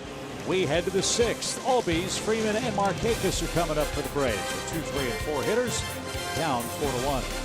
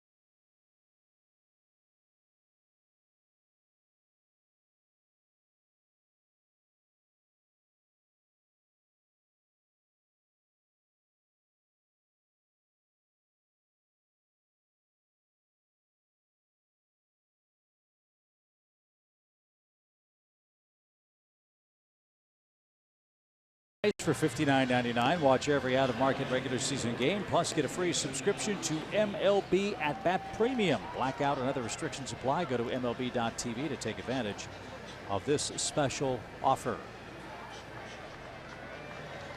New pitcher out there for Washington. Jeffrey Rodriguez went 5 innings of 1-run ball. Now it's Matt Grace appearing in his 35th game for Davey Martinez. Kind of a sinker slider guy, fastball in the low 90s. A lot of sliders. He's also got a changeup. 35th game. Good numbers. He turns Albies around. Then he's got Freeman and Markakis, the 2 left-handed bats for the Braves next. So this makes sense for Dave Martinez. And it's a different looking Nationals bullpen with Sean Kelly now in Oakland. Brandon Kinsler now with the Cubs. They added Greg Holland today after a very rough start to the season with the St. Louis Cardinals.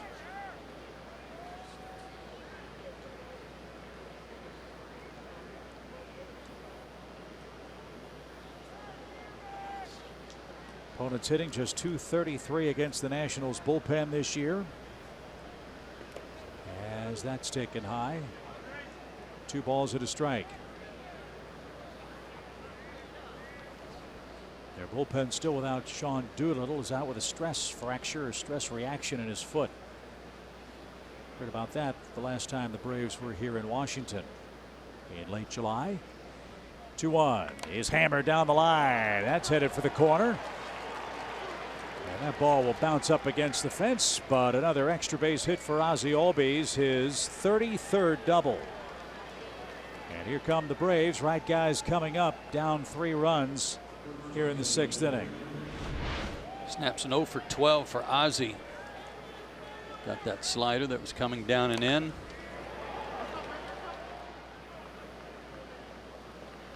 Good start to the inning.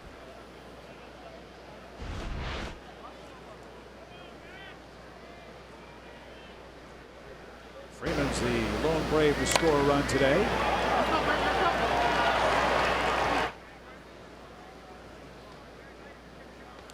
And that just missed. Freddie's 3 for 10 against Grace. Markakis 2 for 10 against him and waits on deck. Freddie's had good numbers against Washington all year. .333 average coming in, 7 doubles and a homer. It's one of the most amazing things about this team, and maybe one of the most exasperating things, if you will, is Atlanta's ability to score runs late in games. It's great that you're getting all this offensive production late, and how they're doing it and against the quality of pitching they're doing it against is remarkable. This will be a ground ball to second, and Murphy with time to make the transfer. It's a productive out. Albies at third, 1 away. But you think about it, you're going up there down in a game against setup guys, closers, throwing 95, 98 miles an hour, and the Braves, generally speaking, knock those guys all over the place.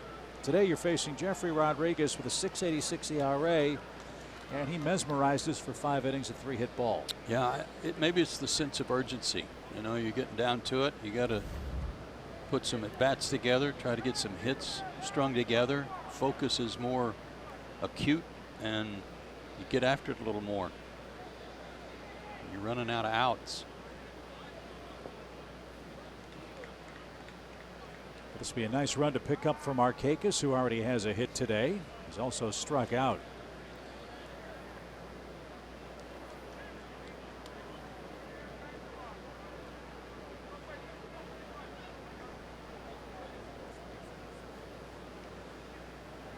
One ball, no strikes.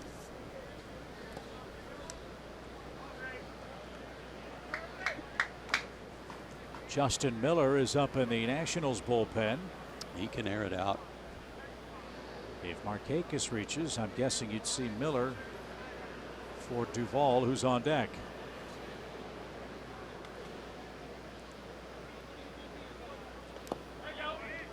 That painted a corner, 2-1 the count.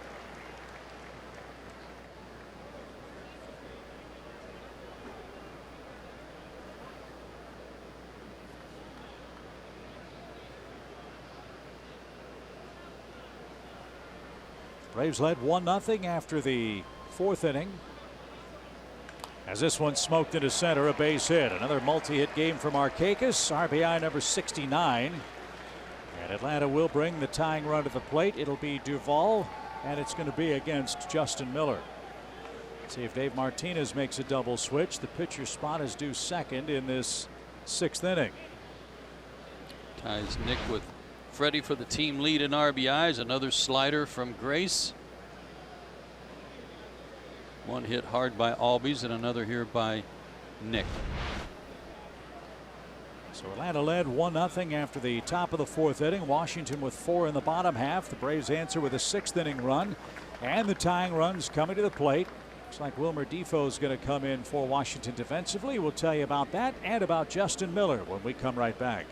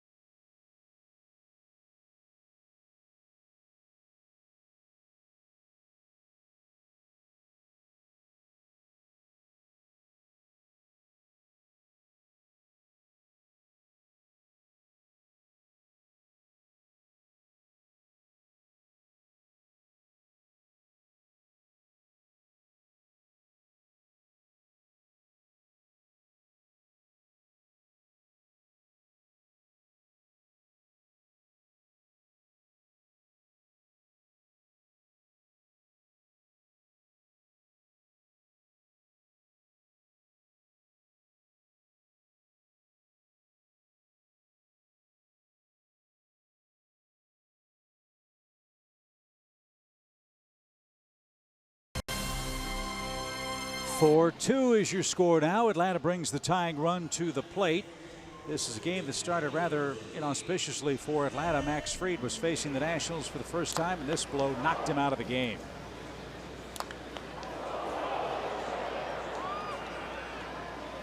But came out of the game for what was called a strained left groin. Maybe in an effort to try to dodge that, he did something. I don't know. It looked like it hit him on the side or in the arm. I know we'll probably have more on that when the game's over.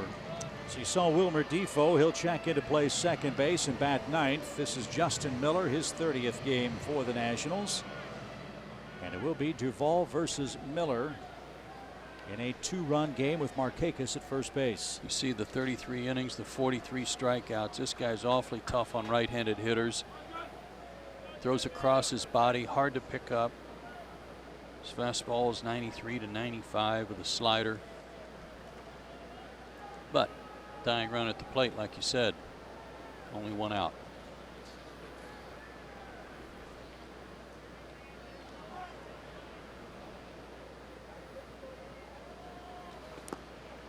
And Duvall backed out of the box as that one sailed into the left-hand batter's box for ball 1. Miller's thrown 4 1/3 innings of baseball against the Braves. He's given up 1 earned run. He's pitched with the Tigers and the Rockies.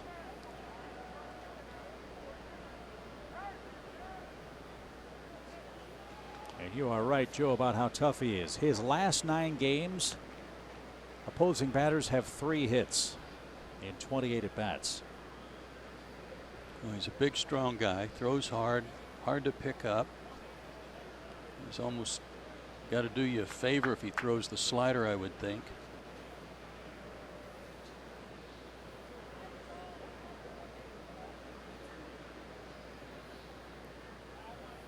One ball, 1 strike. A run in for the Braves in the 6th.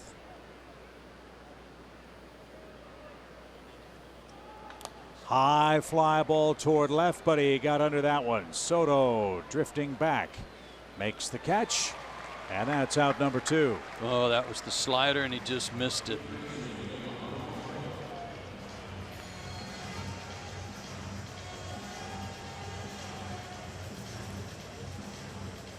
So Miller not out of the woods yet. He's got Camargo up there. Johan has one of the 2 RBIs. It came with 2 outs in the 4th inning. His 50th RBI of the year.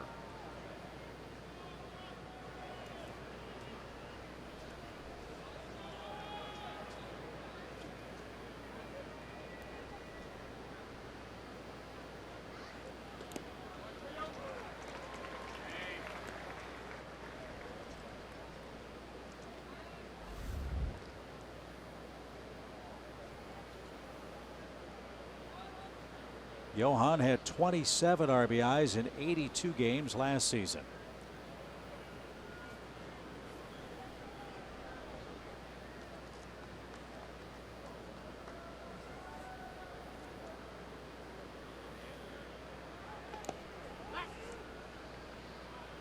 Today is Camargo's 87th game and 50 RBIs. So marked improvement for the Braves third baseman. See if he tries to throw that slider to the back foot of Johan. Try to drop it down and in and make a mistake with it.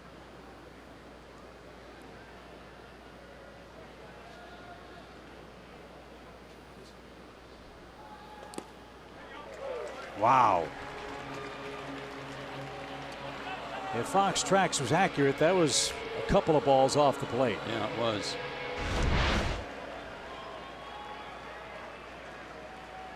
Boom, a nice presentation, got a strike.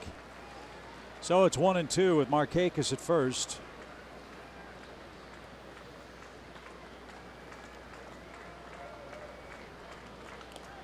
And he fought it off.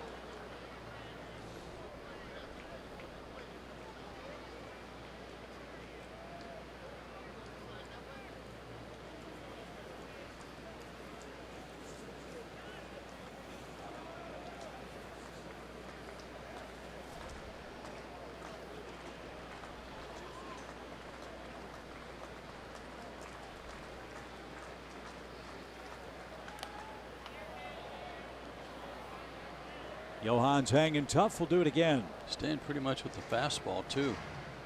I don't blame him if you're going to get that call on the outside part like that.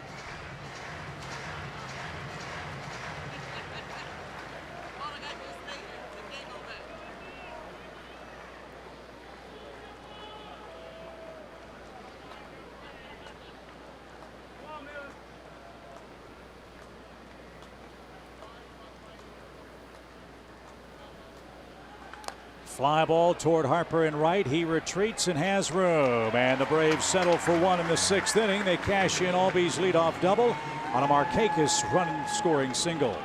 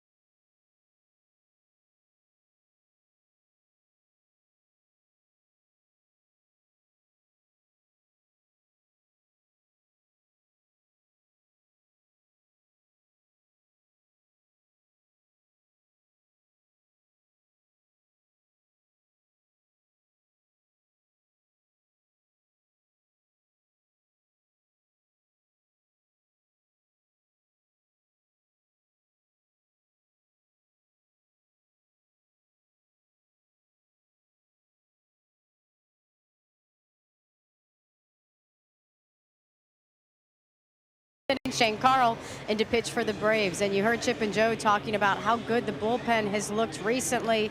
Well, they've looked really good, especially since they acquired Johnny Venders and Brad Brock. They pitched so well last week that they were named MLB Bullpen of the Week. So last week, the relievers combined to post a .84 ERA over 21 1/3 innings pitched. They struck out 24 guys, walked 3, and guys, very needless to say, we will need them to show up big down the stretch, especially today. Yeah, they need them to shut the Nationals down the rest of the way and hope Atlanta can get something going in those 7th, 8th, and 9th innings today, Kelsey. It's a 4-2 game. Shane Carl is going to come on and become the 3rd reliever for Max Fried. Ronald Acuna has also checked in. He'll be in left and bat 9th. Shane Carl has been excellent since the All-Star break. I think he, like several other guys down there in the pen, just needed a few days to regroup. Shane has certainly done that. He's been in 5 games since the break, 4 1/3 total innings, 3 hits, no runs allowed, 2 walks, 3 strikeouts. Well, Keyboom had a key at bat in this game. A 2-out walk in the 4th inning led to a double by the pitcher and back-to-back singles by Turner and Soto. And those 2 extra runs after the 2-out rally was started by the walk right now are the difference in the game. All 4 Washington runs came in the 4th inning. They sent 9 to the plate. And all that damage was done to Colby Allard, the 26th man for the Braves in the doubleheader today.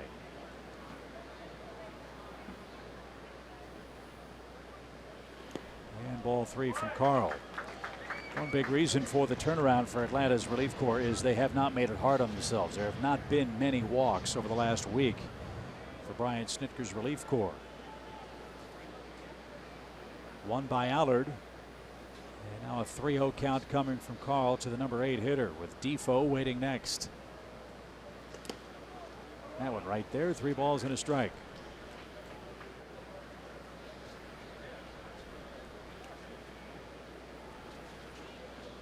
They have too much thunder at the top of their order to let the bottom of the order get something started.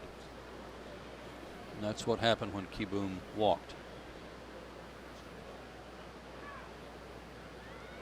Shane ready with his 3-1 pitch. And that's called a ball, which makes you wonder if the pitch to Camargo was a strike. Why wasn't that one? So a rare walk from Shane Carl. Tyler had to reach for it. Yeah. That was a ball, and so was the one to Camargo. There you go. So here's Defoe.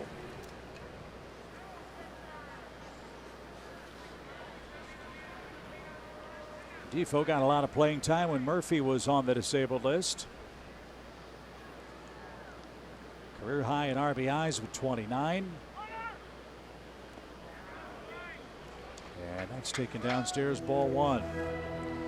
He's done most of his damage at home, hitting .324 here at Nationals Park. And is 5 for his last 11 with 4 runs batted in.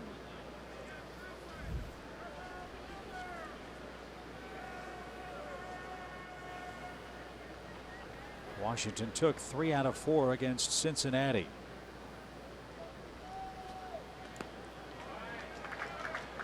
After a 3-game sweep of the Mets and a 4-game split in Miami. As Joe mentioned, they've got the Cubs, Cardinals, and Miami, Phillies, and Mets. And then the Phillies again to get them to September 1st. Not an easy stretch. 2 balls, no strikes. Just got to run back. Close it to a 2-run deficit. Again, you cannot help them the way they're playing right now by putting runners on base ahead of the top of the order. Well, that's it. Exactly right. Yeah, the bottom of the order is feeding the top today. For Washington, 3-0 the count.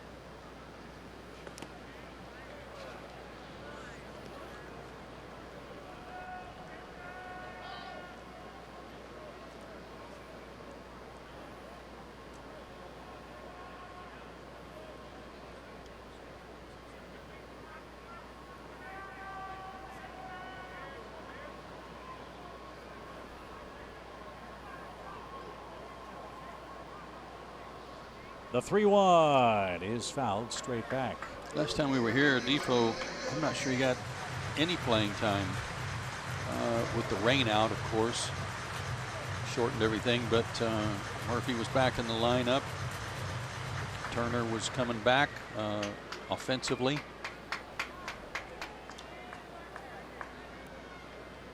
Yeah, we didn't see him in that series. Murphy had a couple of hits.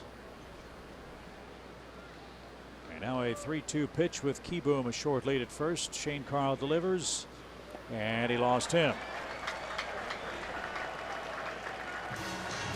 So back-to-back walks has the Braves in trouble in inning number 6. Turner and Soto are coming up, 2 on and nobody out. I don't know if he chose to go to a curveball because he couldn't get his fastball over or not. But an odd selection there, 3-2, having already walked a guy. Turner's 2 for 3. And he's knocked in his 48th run. 4-2 Washington. Strikeout or a double play would be nice. And Carl can't throw strikes right now. 12 pitches, only 3 have found the strike zone.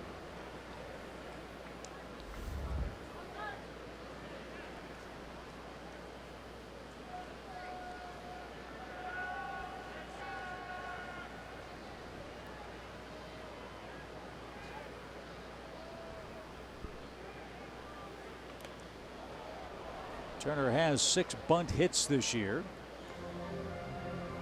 so he's not afraid to lay one down.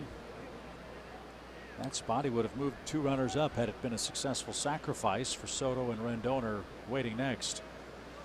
Didn't look like he was trying to sacrifice. It looked like he was trying to bunt for a hit, and as a result pushed it foul. Let's see if Davey Martinez leaves the bunt sign on. Infield drawn in at the corners. He's got a big hole on the left side to play with if he can pull a pitch. That was more of a square around. Ball 2.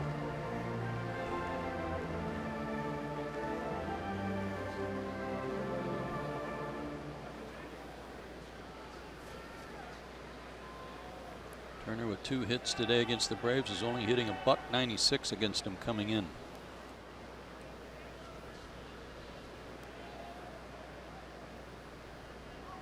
Carl ready, and here it comes. Swing and a miss.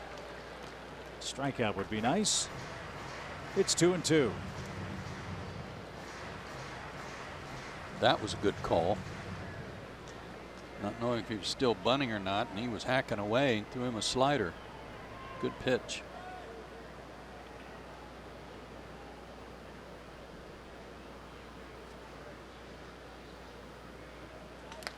Ground ball hit toward short. Gotta hurry. One there. And not in time. Turner's speed saved him a double play.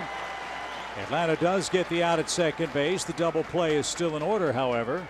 But Nationals runners are at first and third with 1 out.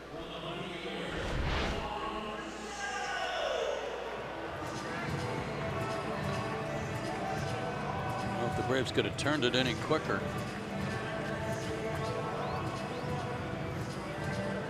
Appeared to be safe. And now a tough out. Soto, the batter, he's walked, singled twice, and knocked in a run.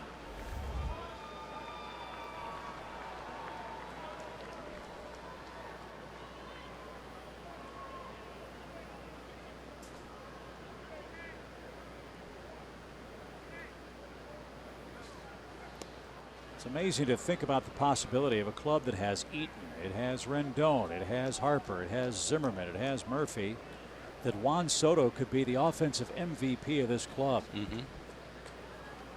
Who didn't even get called up until May.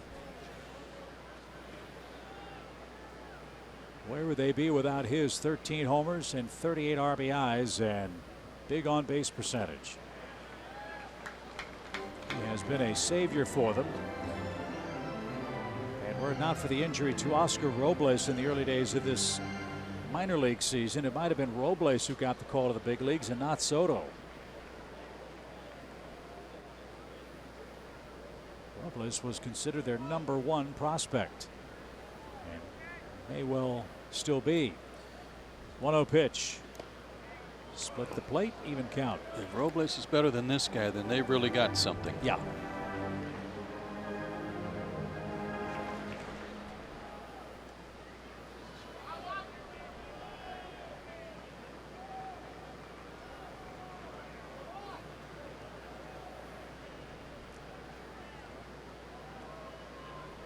Long inning for Shane Carl, a couple of walks.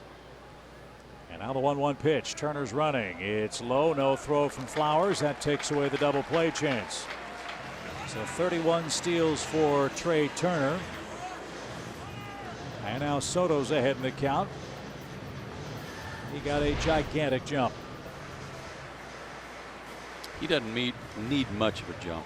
Those strides, so quick. Again, leading the majors in stolen bases with just 31. Game's changed, hasn't it? 2 balls and a strike. Infield in now.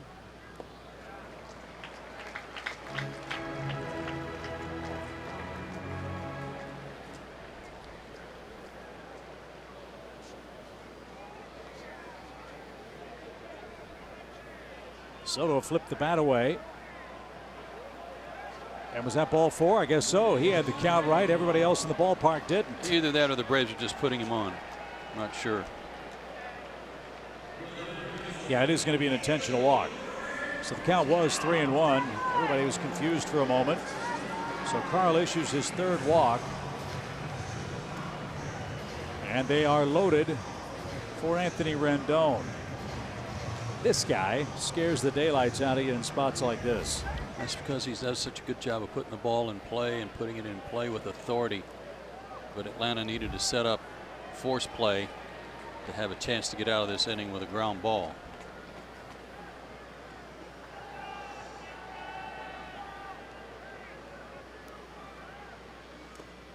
There's a good start to the sequence. Strike 1.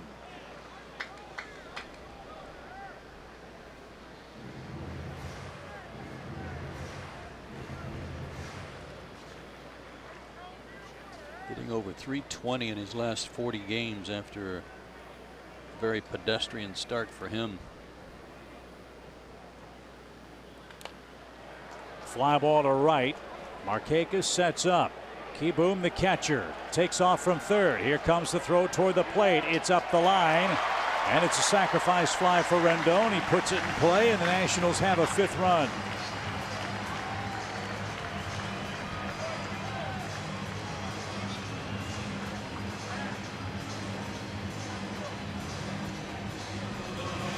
Turner was smart. He moved up as well from second base. So they're at the corners for Bryce Harper, and 2 outs now.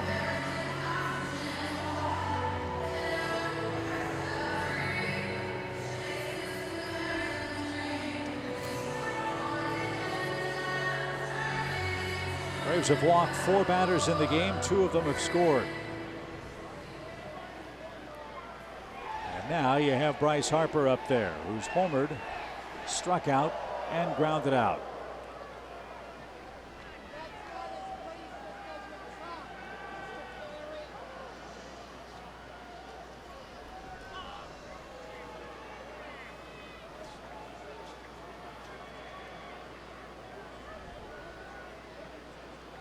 Be careful on the first pitch here.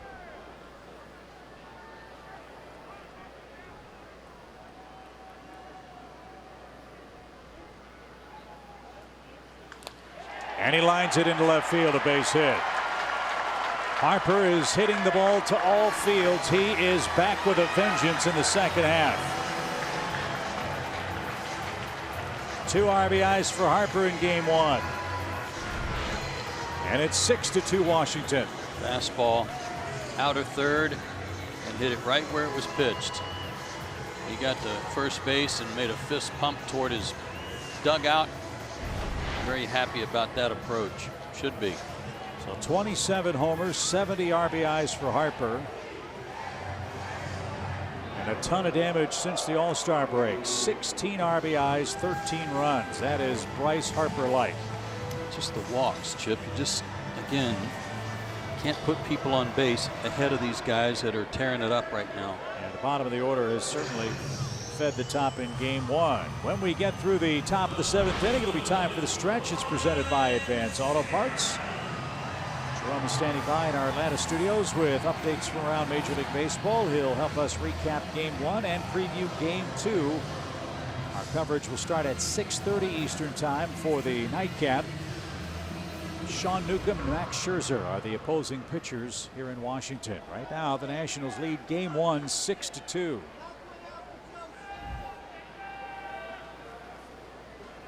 Big day for Zimmerman.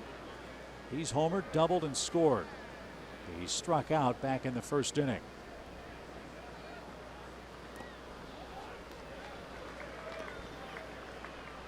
Nice base running too by Turner when he tagged up on the fly ball and the sacrifice fly to move to third base, and it made it easy for him to score on the hit by Harper. They're hitting on all cylinders right now. Here comes the 25th pitch for Shane Carl, and he's thrown 10 strikes.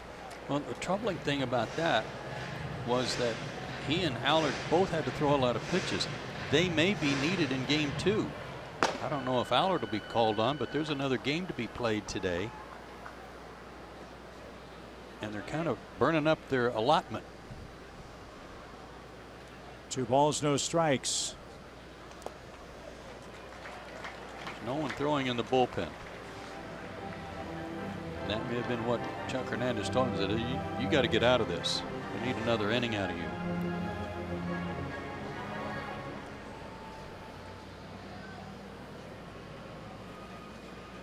Greg Holland is getting ready in the Nationals pen. They announced his signing before the game today after starting the year with the Cardinals. And there's a strike. It's 3-1.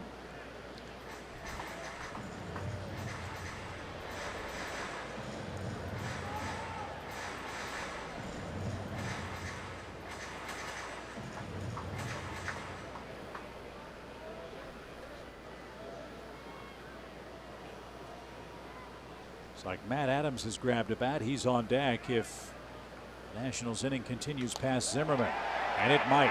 This ball's hammered deep to left. Acuna can't get it. It's off the wall. He got too close to the fence. It ricochets back toward the infield. That's going to score 2 more runs. Huge day for Zimmerman. 3 extra base hits, 3 RBIs, and Shane Carl has given up 4 more runs here in the 6th inning. This was not well played in left field. Tried to turn it over, throw a sinker in there, and Zimmerman went to get it. And Acuna chased it to the wall and wasn't going to catch it. You can see dodging the ricochet. That just set it up easily for Harper to score. So Matt Adams will be intentionally walked after he's announced as a pinch hitter. It's 4 walks in the inning for Carl. A disastrous outing for Shane, who's been pitching so well of late. And now it's Michael Taylor as the Nationals send 9 men to the plate for the 2nd inning in this game. First time was the 4th. They scored 4 in that one. Taylor's 0 for 3. 8 runs on 11 hits for the Nationals.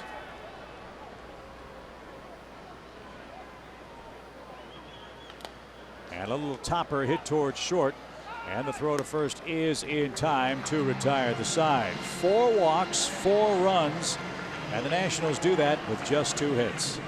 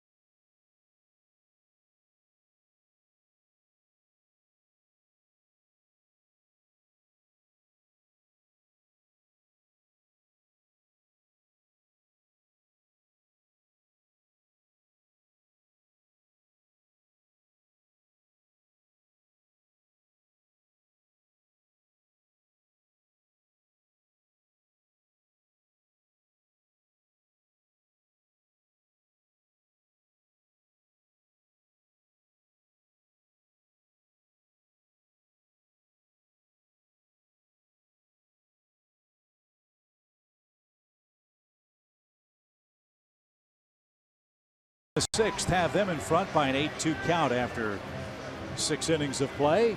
Stick around for the middle of the 7th inning. It's the stretch. It's presented by Advance Auto Parts. Washington will send Greg Holland to the mound. He's making his Nationals debut after starting the season very unsuccessfully, we might add, with the St. Louis Cardinals. Ton of walks with this guy. That was part of the problem in St. Louis. 25 innings, 22 walks. Let's see if he's got a little better command today, but he's got some runs to work with. Very low leverage situation to break him in.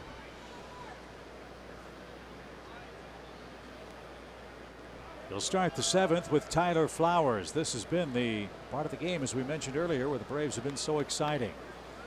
They need a bunch of runs late against Washington to just get this one even. They're down 6 in game 1 of a double dip. And that's in for a strike. 92 to 94 on the fastball for Holland. Breaking balls, mostly sliders. He's got a curve too.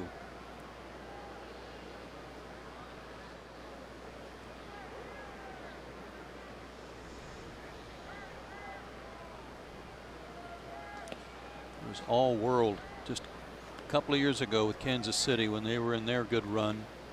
Last year started great with Colorado, was among the league leaders in saves, and then something happened. He went south and actually lost his job, and they released him. But an experienced guy whom the Nationals can hope to get healthy in situations, as you said, just like this, bolster their bullpen. It's still without Sean Doolittle. A bullpen that's undergone a lot of change over the last week to 10 days.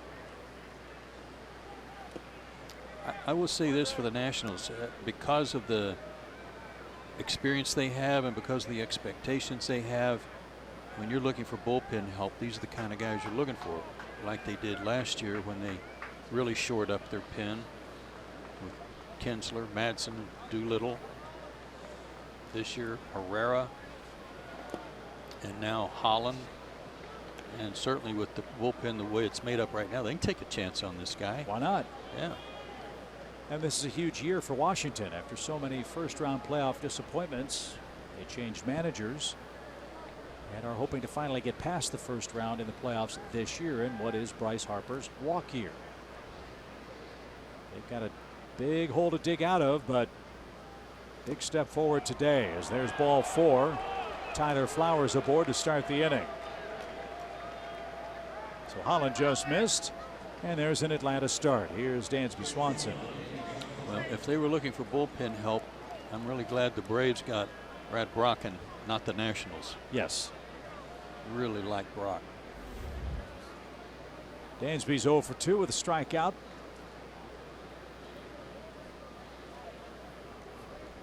See if Atlanta can put together a big inning here. Lights have come on, darkening up at the old ballpark. Very hot, humid weather. And a strike.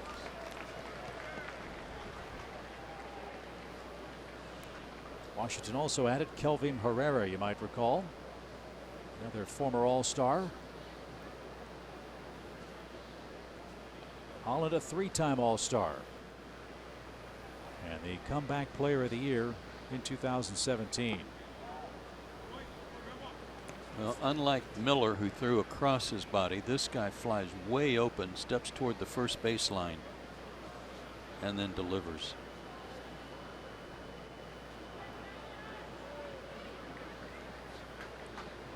One ball, one strike.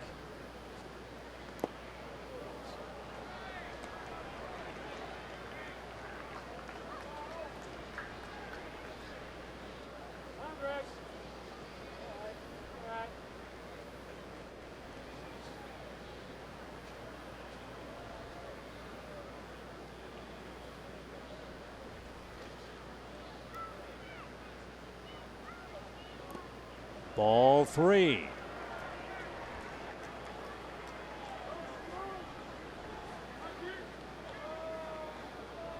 Another walk would be appreciated. Acuna on deck. He's in the 9 spot after the double switch.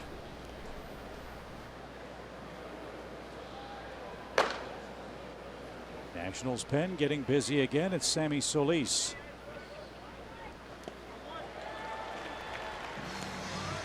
And now it's full count.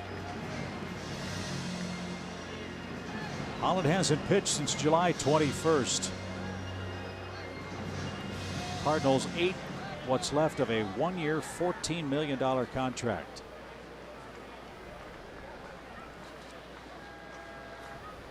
And now the payoff pitch. Here it is. Strike three, got the inside corner call. Dansby's down on strikes for the second time. And now Acuna bats with 1 on and 1 out. Everything had been away. And then he comes inside with the fastball. Burned the corner.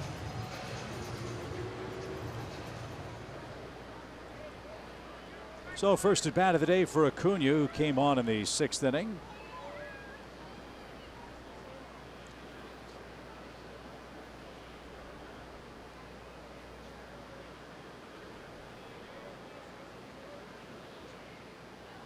And a swing and a miss. Before the Nationals signed Holland, Dave Martinez talked to him about what his role would be on this Washington team.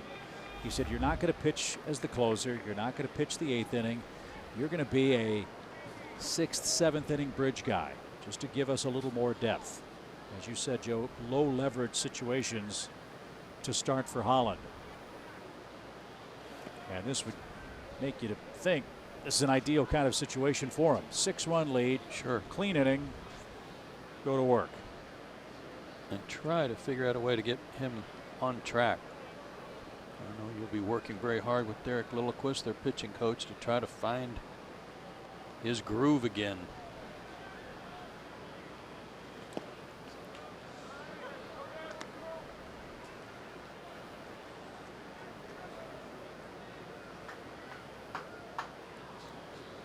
"15 pitches for Holland, just 6 strikes.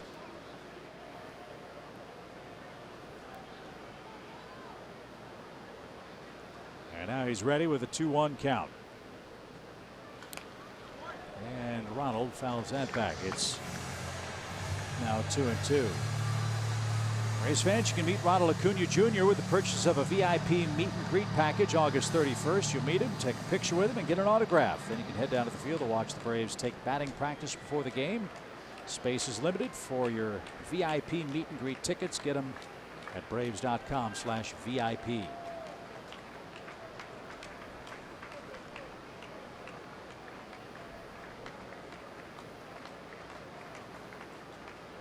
Luke Jackson's up in the Atlanta bullpen as Acuna waits a 2-2 count. And he swung through that. Back-to-back strikeouts for Holland after the leadoff walk, and we go back to the top of the order.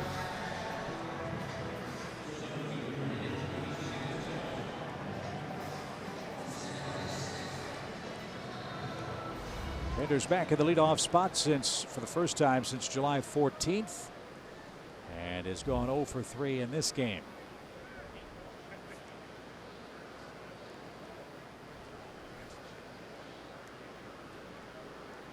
Braves have but 5 hits. Markakis has 2 of them. The pitch is up and away, ball 1.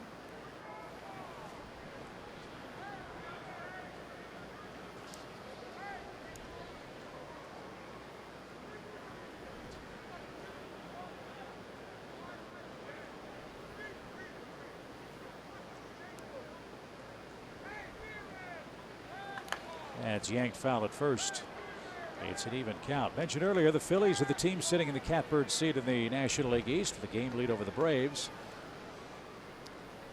If they win, they're going to gain ground on somebody directly behind them, as the Braves and Nationals, the 2nd and 3rd place teams in the division, are squaring off for 4 games. Great spot to be in when all you have to do is win and know you'll gain ground.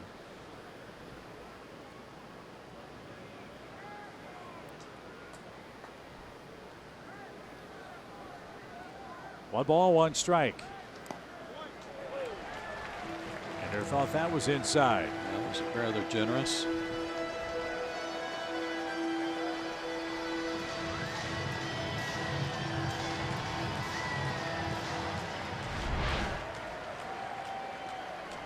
Never had it. Kaboom. Pulled it back.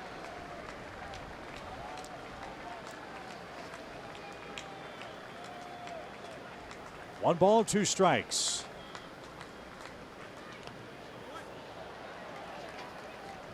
And Ender had to fight that one off to stay alive. Mets host Cincinnati later on tonight. Mets beat them yesterday. Cardinals are in Miami. The Marlins knocked off St. Louis in the start of that series in South Florida. Yeah, it's a good game, 2-1.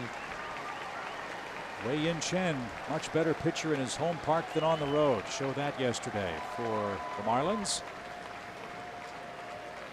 And the 1-2 is cut on and missed. And after a leadoff walk, Holland came back to strike out the side and send us to the stretch. Washington leads game one, 8-2.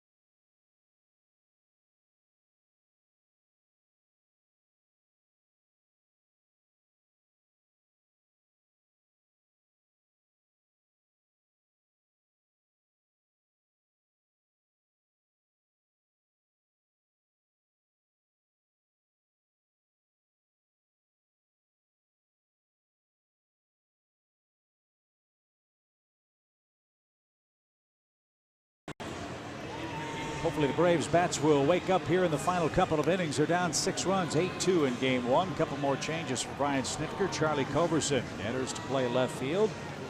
Ronald Acuna moves from left to center. And Luke Jackson is on to pitch. He is the fourth Atlanta reliever to work behind Max Fried, who sadly had to depart after 2 innings. He was hit with a batted ball on the side, and we were told that he left because of a groin strain. Luke Jackson's last time out was absolutely awesome. One of his best ever as a major leaguer. That was July 31st against Miami. So he's had a few days rest, but he threw 3 innings that day of hitless, runless, walkless baseball, and he struck out 4 over those 3 innings. He was pounding the strike zone.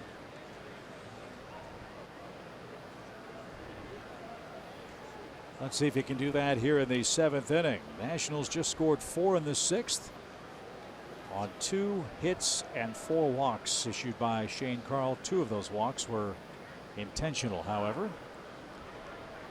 And Spencer Kieboom, the catcher, has walked twice and scored twice.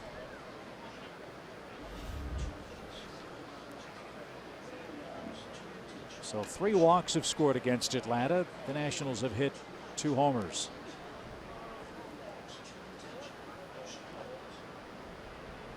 Not the way you want to start a doubleheader with Max Scherzer lurking as your pitching opponent in game 2 tonight.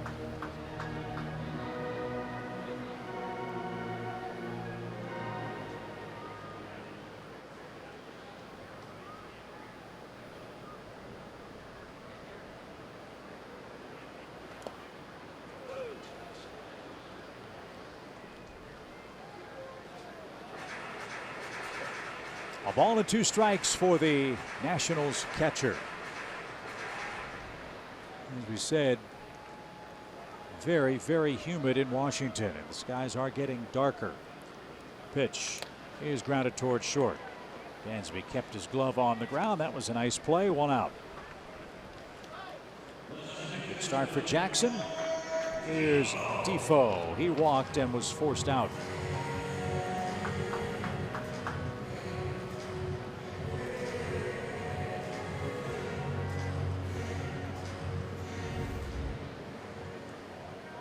In the 8th inning, Albies, Freeman, and Markakis are coming up for the Braves.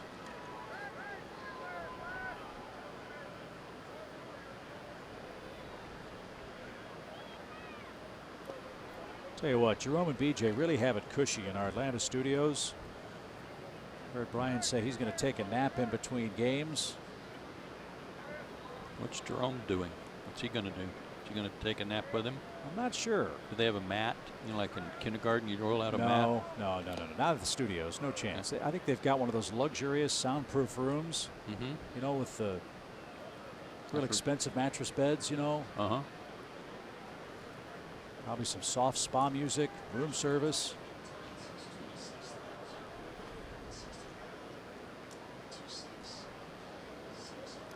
And that one almost hit Defoe. 2 balls and a strike. Those 2 guys will probably get a massage, get their hair cut, get their nails done for Braves Live Part 2 tonight.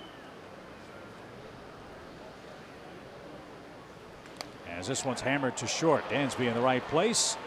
And Defoe's retired. There's out number 2. A very hard hit ball. Visit Synovus for your banking, lending, and investing needs. Synovus, the bank of here. 2 outs for Jackson. Back to the top, and Trey Turner. 2 hits, a run, a steal, and an RBI.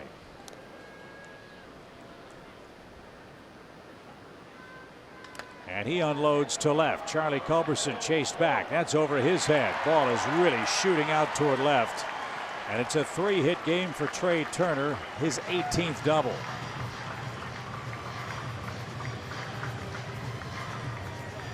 "12 hits for Washington."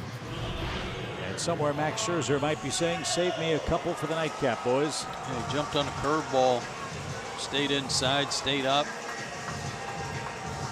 Charlie just into the ball game.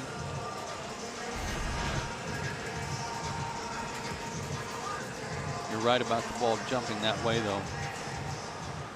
Wind's blowing out that way, looking at the flag out there.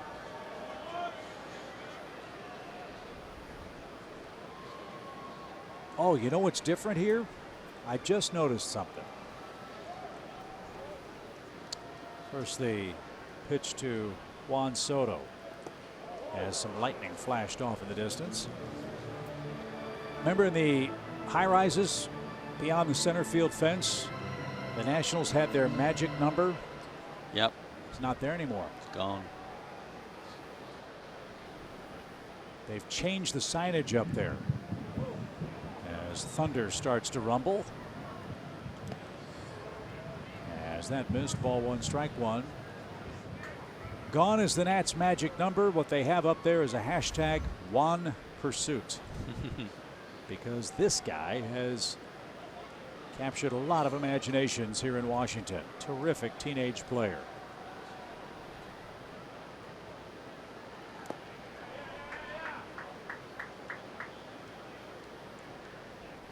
Two balls, 1 strike. I mean, he is, if he's 19, he has certainly got his man growth. He is big and strong.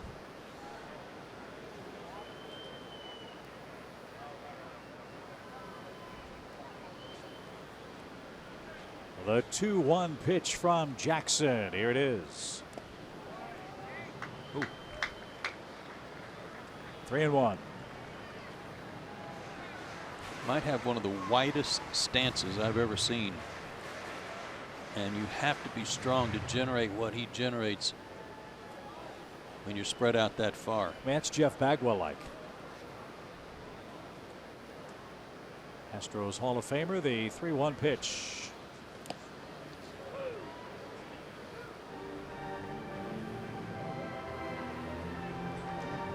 I hate to ask this because we are in Washington, but what's the weatherman saying?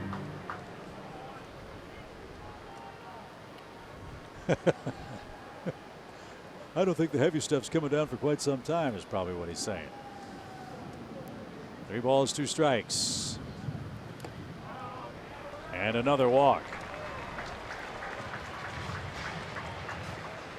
So that's 6 walks out of the Braves bullpen.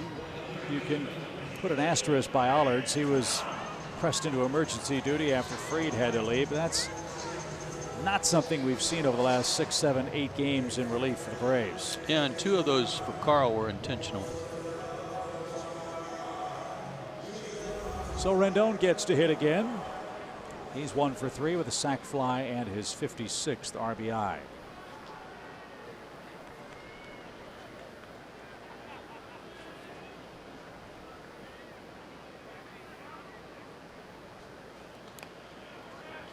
Strike 1. Right away in San Francisco, Houston playing the Giants out at AT&T Park.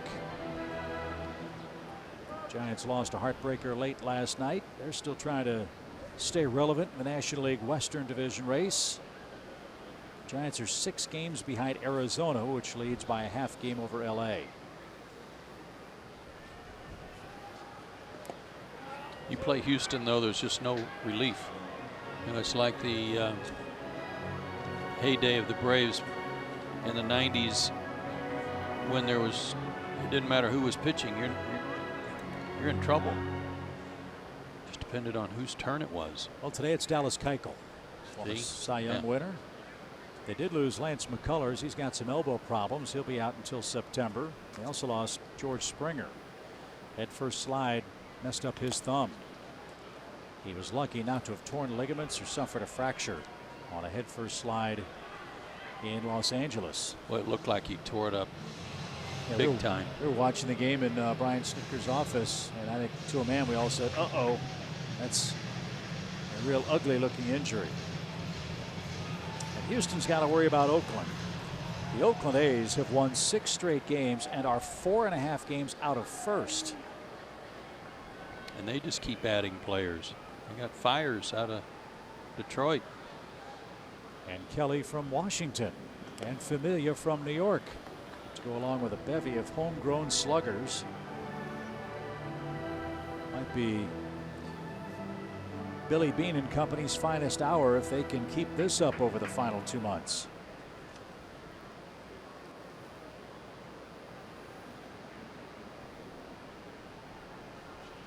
Oakland, believe it or not, only 3 games behind the Yankees for the top wild card spot. And it's a 2-2 count to Rendon. A lot of trips to the mound for Atlanta today. This is as low as the mound visit tally has been all year. The Braves have 2 of them left. As the Nationals bat here in the 7th.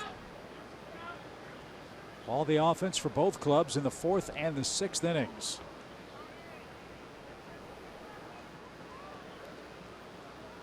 And the 2-2 is caught on and missed.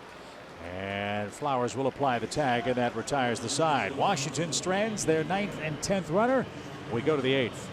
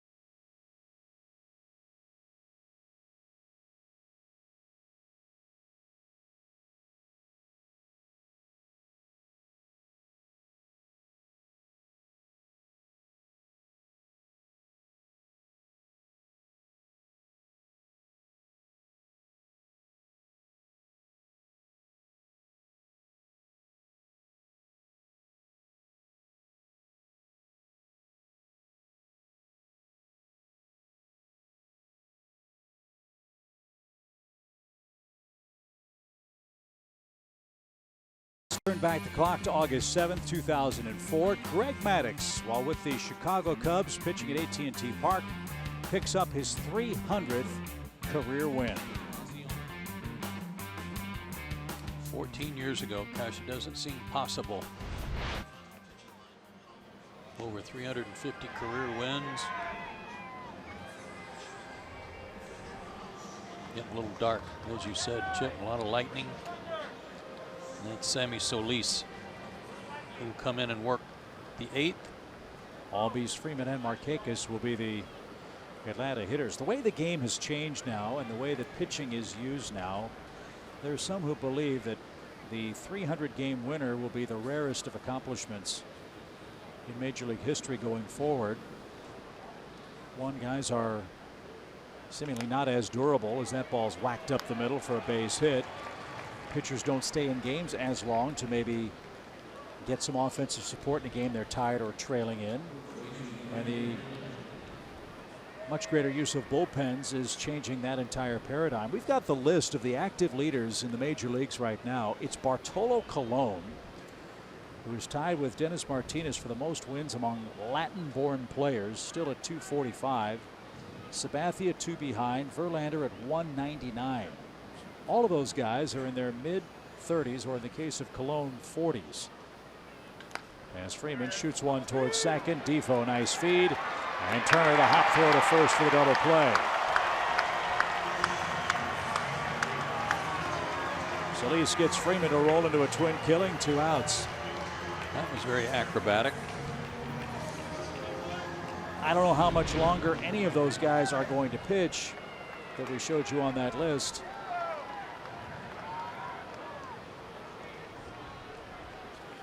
So will we see another 300-game winner anytime soon? Doesn't look like it. You know, those guys got a long way to go.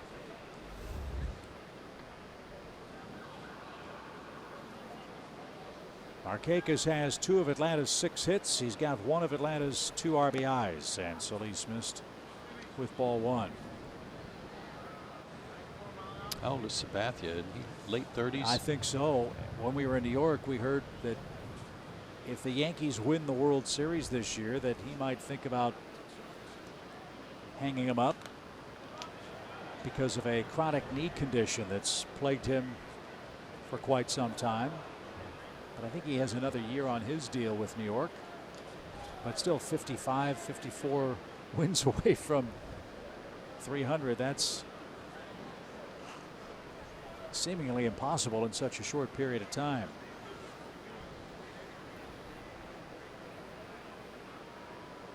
One ball, one strike for Markakis.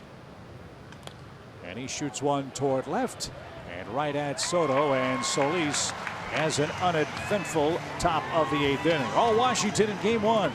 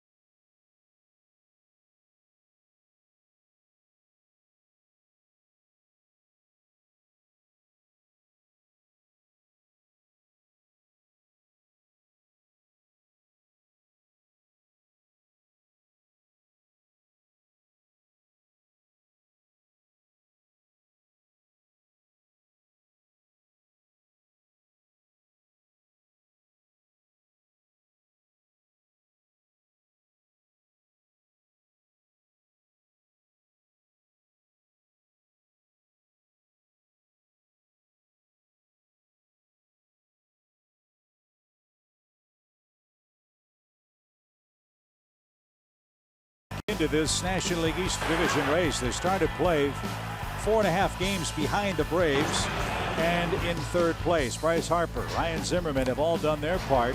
2 big innings for the Nationals in the 4th and the 6th inning against Atlanta's pitching staff has gotten it done to this point under threatening skies late in game 1 of our doubleheader. Yeah, unfortunately, every time the Braves got that 1 run, they got 4. Saw all those cranes there in that picture a moment ago. I think it was 11 or 12 that I counted a moment ago right here in the surrounding area with all the construction going on around this ballpark.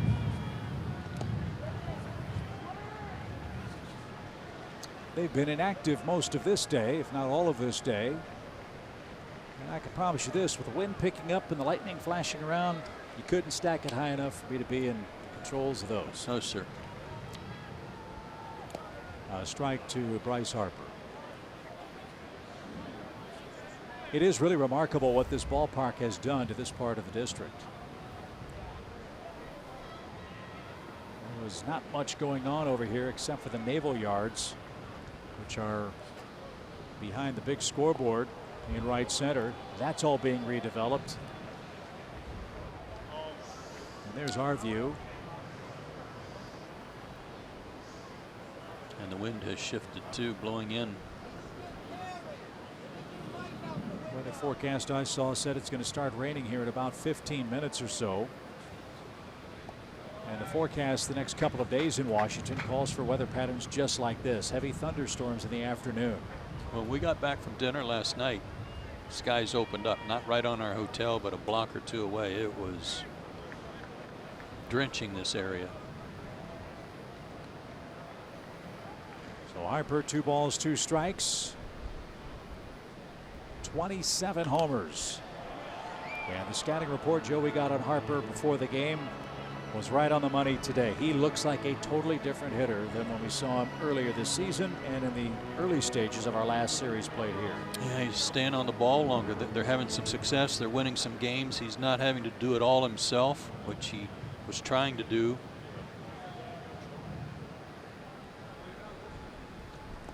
And he pulled off that pitch and strikes out. So back-to-back strikeouts for Luke Jackson. That's how the home 8th starts. And fans, good news. Both of today's games are streaming on the Fox Sports Go app. It's free to download and the best way to catch your Braves coverage on the go. Braves baseball on Fox Sports Go is presented by your Atlanta Hyundai dealers. 3 extra base hits for Zimmerman. As indeed, you're right, that wind has shifted. A refreshing breeze blowing into the upper deck as Jackson misses high, ball 1. Yeah, a little zephyr.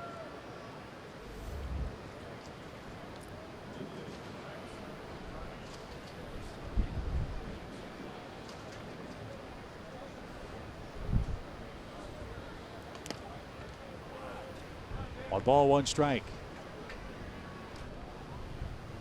Giants are underway at home against Houston. That one's scoreless in the first inning out at AT&T Park.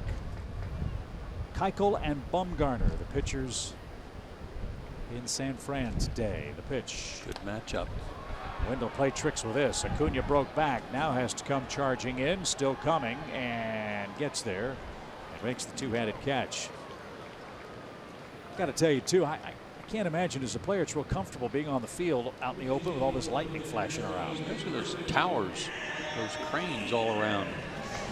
I mean, they're acting like lightning rods, I guess, but yeah, it's a little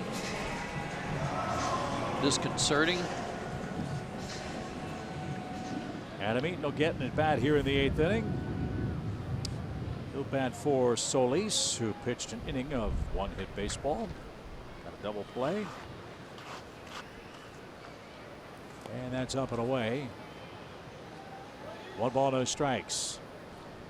Hope the injury to Max Fried isn't serious. Hit by a batted ball in the bottom of the 2nd inning by Spencer Keyboom. He was hit on the left side, was stunned for a moment, picked up the ball, threw to first, walked off the field under his own power, walked straight down the steps, and I presume toward the trainer's room to get checked out. And while the Braves were batting, Colby Allard started to warm up, and he came in immediately to start the Nationals' third inning. What was it, 104, 105 mile an hour exit speed? Total 104. Yeah. And it sounded like it caught him flush. Yeah, it sounded like it hit his glove. It splatted like it hit his glove, and it didn't.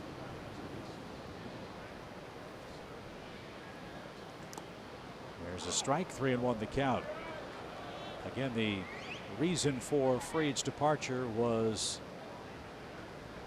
passed along by the Braves officially, a left groin strain.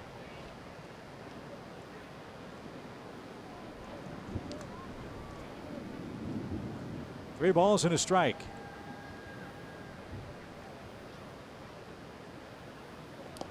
There's a good hook and a full count. Well, I hope the weatherman cooperates, because I'm looking forward to this matchup of Scherzer and Newcomb. This is Atlanta's last trip to Washington this year. And Eaton is struck out as Tyler Flowers held on. Nice inning for Jackson. 2 scoreless frames for Luke. The Braves certainly needed those. We go to the ninth.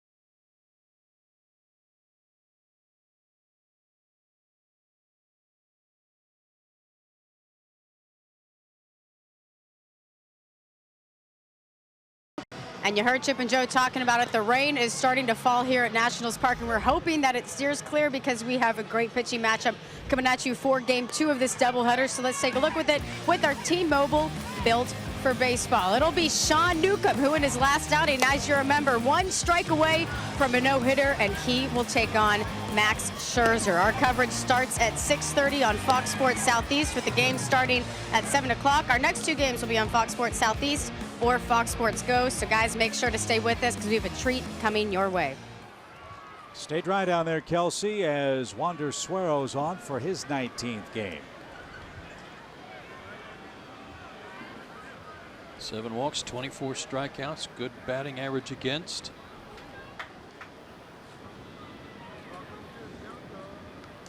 He's a tall right-hander who boasts an electric arm and a strong mound presence, which he'll try to use here in the 9th inning with a 6-run lead. Tons of cutters, as demonstrated there. Cutters and a curveball.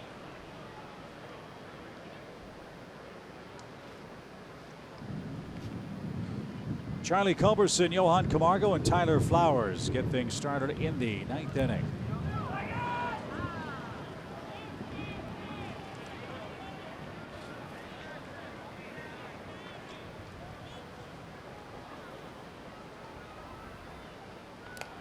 Fouled away. It's quickly 0-2.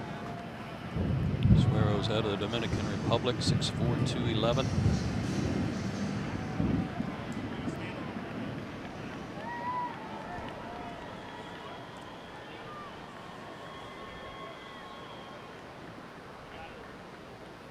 Base is empty in the 9th inning. The 0-2 pitch is hammered deep toward left field, and Charlie Culberson has just brought the Braves to within 5 runs. Another Culberson homer against the Nationals. In the 9th. It's amazing, isn't it? That away, Charlie. Braves not going quietly. It's now 8-3, his 6th homer.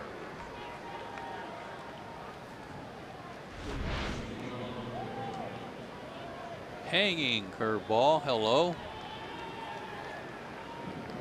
No doubter, too.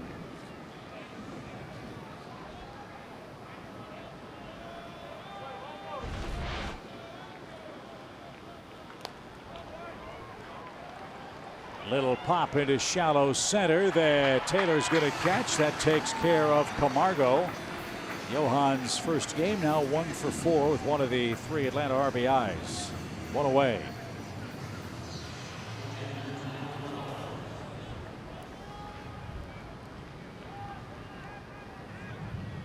Here's Tyler.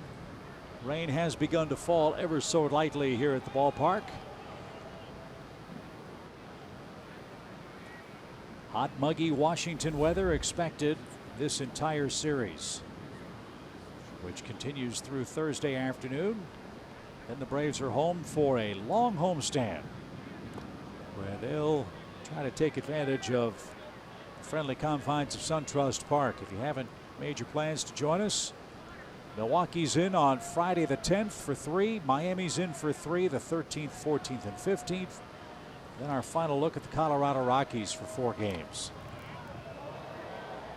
So a 10-game homestand. And College Nights will be a part of that. They're going strong at SunTrust. August features a great lineup. Next up is Mississippi State, the University of Georgia, Vanderbilt, and Ole Miss. Head to Braves.com/College Nights. Get your game tickets and co-branded hat. These hats are pretty cool, by the way.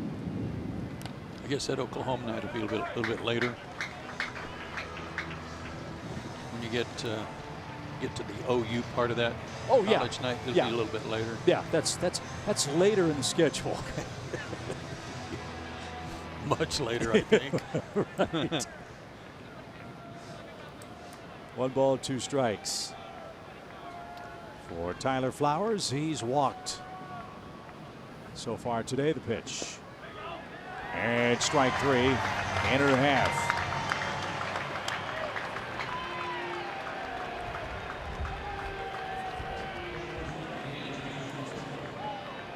So the Braves are down to their final out in the 9th inning, and quite frankly, a disappointing start to the doubleheader to this point. Braves are hoping to get something done against Jeffrey Rodriguez, who made his major league debut against Atlanta in June. They were not able to do much with him. 5 innings of 3-hit, 1-run ball.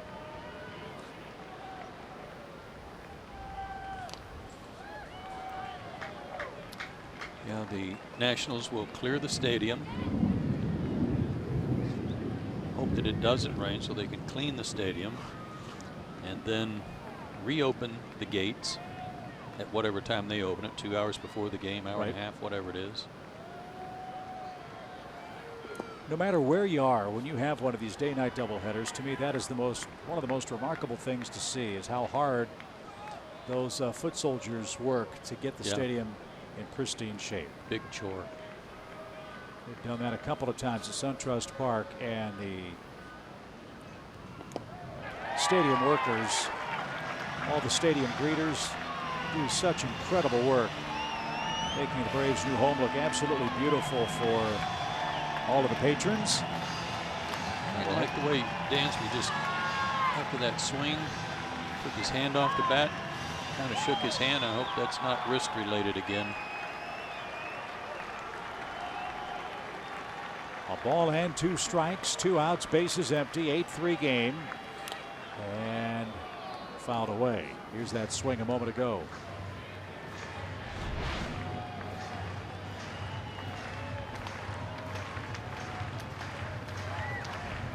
Making a fist too.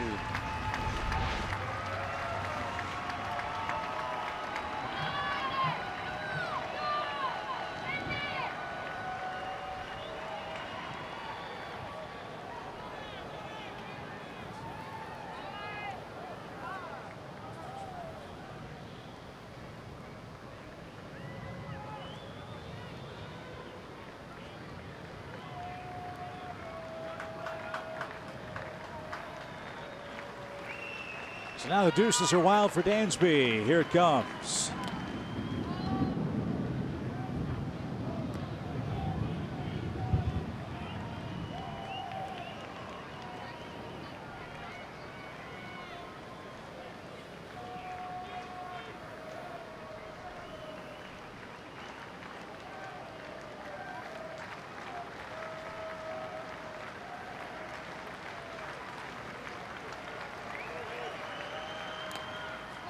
Good battle here for the Braves shortstop. Hanging tough.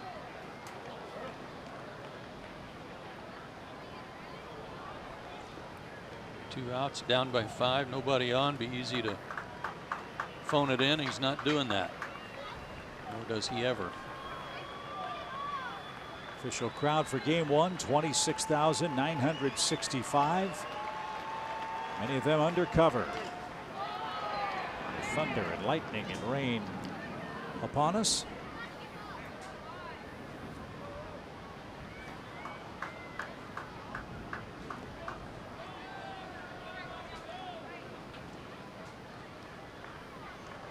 Pitch number 9 and inning number 9 for Dansby Swanson.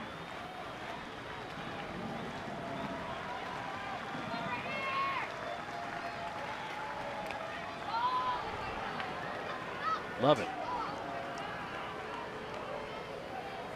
Give him a finish, kid. 2 balls, 2 strikes.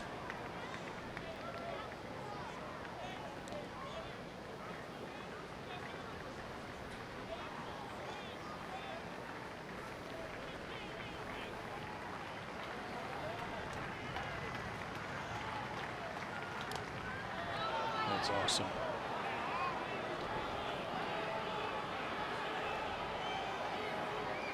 This guy could throw a pitch off the plate and try to get him to swing at it because it counts just 2-2 without any fear of walking him. Charlie Culberson led off the inning with a home run. Now he watches and waits as the 2-2 is hit to the left side. Rendon's got it, and his throw to first is high, and Dansby's on his way to second base. Rendon throws away a routine ground ball to keep the game alive.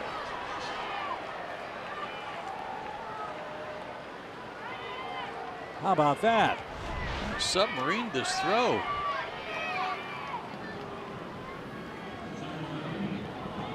Hard to throw one over Zimmerman's head.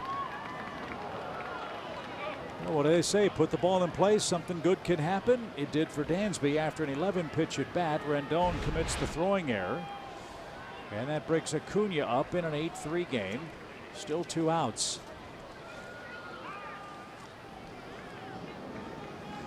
Three errors for Rendon on the year. That's very uncharacteristic of him to treat that play that way. And just their 46th as a team.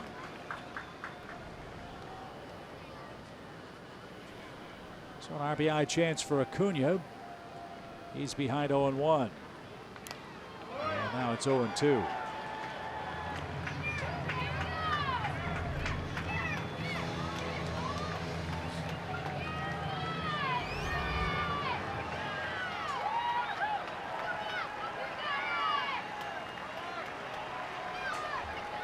Here comes the stretch and the 0-2 pitch. Strike 3 is going to end the game. So Atlanta gets a leadoff home run from Charlie Culberson in the 9th inning, but too much. Bryce Harper and Ryan Zimmerman in game 1. That duo combined for 4 extra base hits, 2 homers, 3 runs, and 5 RBIs in the Nationals' 8-3 game 1 victory.